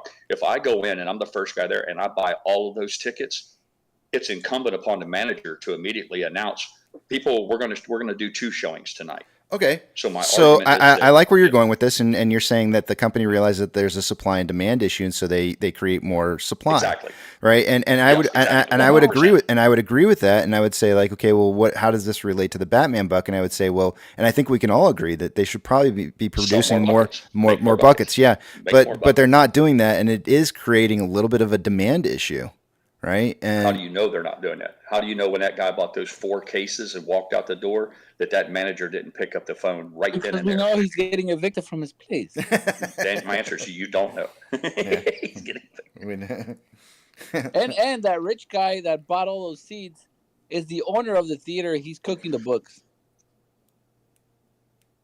So again, just to clarify, Casey, you're sitting on the side of the road and you're selling Melissa's melons, and somebody rolls up. Listen now, she's got her little garden. It rained good that year. The weather was nice. She had a bumper crop of melons. Melissa's melons are like no others. And when you're on the side of the road and you got your whole pickup truck full of Melissa's melons, and a guy rolls up and says, I want the whole truckload. You're like, well, they're $5 a piece. I don't care. I want the whole truckload. You're going to say, no, sir. Her melons are so in demand. Everybody wants Melissa's melons. You can only have one, sir. That's where you're going. There's legit stores that are like that. You realize End of the day, you drive and home they have with your pickup and truck they have still half full of melons. And Melissa says, why didn't you sell the melons? And you say, well, I wanted to make sure that everybody had an opportunity for those luscious melons. So I restricted the sale, but maybe we'll do more tomorrow. Or would she be happier if you came home in the first hour and she's like, why are you home? And you're like, one guy bought the whole truck. Which one of those things is going to make her happier? Yeah. It depends on longevity, right? Get out of here. What if I sell the whole truckload of melons? Everybody gets, and that guy goes out and sells them all. Everybody gets their fill of melons, and then I don't sell melons for like another month. But it doesn't matter if you're only going to sell one. If I sell one truckload today, selling them, or would you rather sell them in 5 minutes? Normally, I only sell a third of the truckload in any given day, right? And so, but today I had some guy come in and sell. Wanted to buy the entire truckload. I sell the entire truckload, but another truck again. And for another week or 2, and so now I'm screwed, right? Because I originally was selling a third of the truck every single day, and I could count on that. Just remind me not to let you run my vegetable stand. We're going to branch out into. I know this chinchilla factory, my chinchilla business. You are not in charge of distribution and sales. I'm going to tell you that right now. I need a killer in sales. I'm not going to have your problem. Your problem is nothing. No. Your problem's not me running it. Your problem is with me being a consumer. That's your problem. Yeah. So you don't want me to be buying your product is what you're saying. You want me to be on the, you totally don't have a problem with me running the business. You shouldn't. But what you really do have a problem with is the fact that that on the buying side of things, you don't like that. It doesn't allow you So to. if- It doesn't so allow if you to there's be a- profitable the way that you want So to be if- profitable as If a buyer. Hunter has a lemonade stand this weekend, and I come rolling up in my old pickup truck, and I jump out and I walk up to him and I say, how much is a lemonade? And Hunter says it's $1 a glass. And I say, how many gallons you got there? And he's like, well, there's 100 glasses in this jug. And I say, well, here's $100. I'll take it all. Mm-hmm. And I drive off. I'm the bad guy. No, Hunter's going to be disappointed. He's going to come in the house in tears and say, oh, bad pirate, all the lemonade. Now, does it matter if I take the lemonade across town and I sell it to preachers' kids for $10 a glass? Well, now pirate. what Oh if I'm just throwing what ifs out Wow. here, but what if at the end of the day any amount, and this is going to go back to yesterday's conversation. What if at the end of the day Hunter was actually taking any excess amounts that he had and donating it to, perhaps maybe for a tax write-off, he was donating it to somebody, and now all of a sudden he has no donations now to make. And if there's anybody relying on the, he could donate the whole 100. He could take that $100 he made and give it all away. Yeah. He can go down to Red Cross and say, here, feed all the poor people. I made you $100 today. And he goes home with nothing. He fed the hungry. My argument, if he's selling lemonade, I buy the entire lemonade stand, and he comes in and says, Dad, I just made $100. I sold all the lemonade. Does it matter if I drive across town and sell that to some other kids and double my money? And I'll take it a step further. What if the minute I drive away, some little thirsty kids who just pedaled their tricycle 25 miles and are parched, they pull up and go, I don't have any lemon. I'm so thirsty. And Hunter, I can't sell you any. Pirate just bought it all. Yeah. Am I the devil? Am I the bad guy? I just drove down the road with it. But you I don't know. You tell me. You think Hunter's going to say? Casey. Yeah. What's up? Casey. Mm-hmm. I got a question for you to add to this. Yeah. Go for it. In your opinion, not my opinion, because my opinion differs from yours on that thing. Okay. I'm more aligned with Pirate, but in your opinion, is it better if we limit 1 or 2 buckets per person, and at the end of the showings, when Batman is no longer a thing, that every AMC theater ends up with about 1 to 2 buckets left over that they never sold, or if they sell out all the buckets within the first hour and a half, 2 hours of the first night of showing? Like, in your opinion, which one is better? Are you making the assumption that those buckets can't be sold on a later date? Well, I have a local AMC that's about 45 minutes from me, and it's not too far from my work. And what I will periodically do after these, it's a theater that was going to close down the theater, really high traffic flow theater from what I see. Yeah. So when they have these releases, I will let the movie, like the Dune buckets, I will let it breathe and see how many buckets they sell. And towards the back end, 2 weeks after, or a week or so after the showing, I'll pop my head in there and see if they have any buckets. And like this theater, that's where I bought my bucket from. This theater seems to always have merchandise. Leftovers, so people aren't buying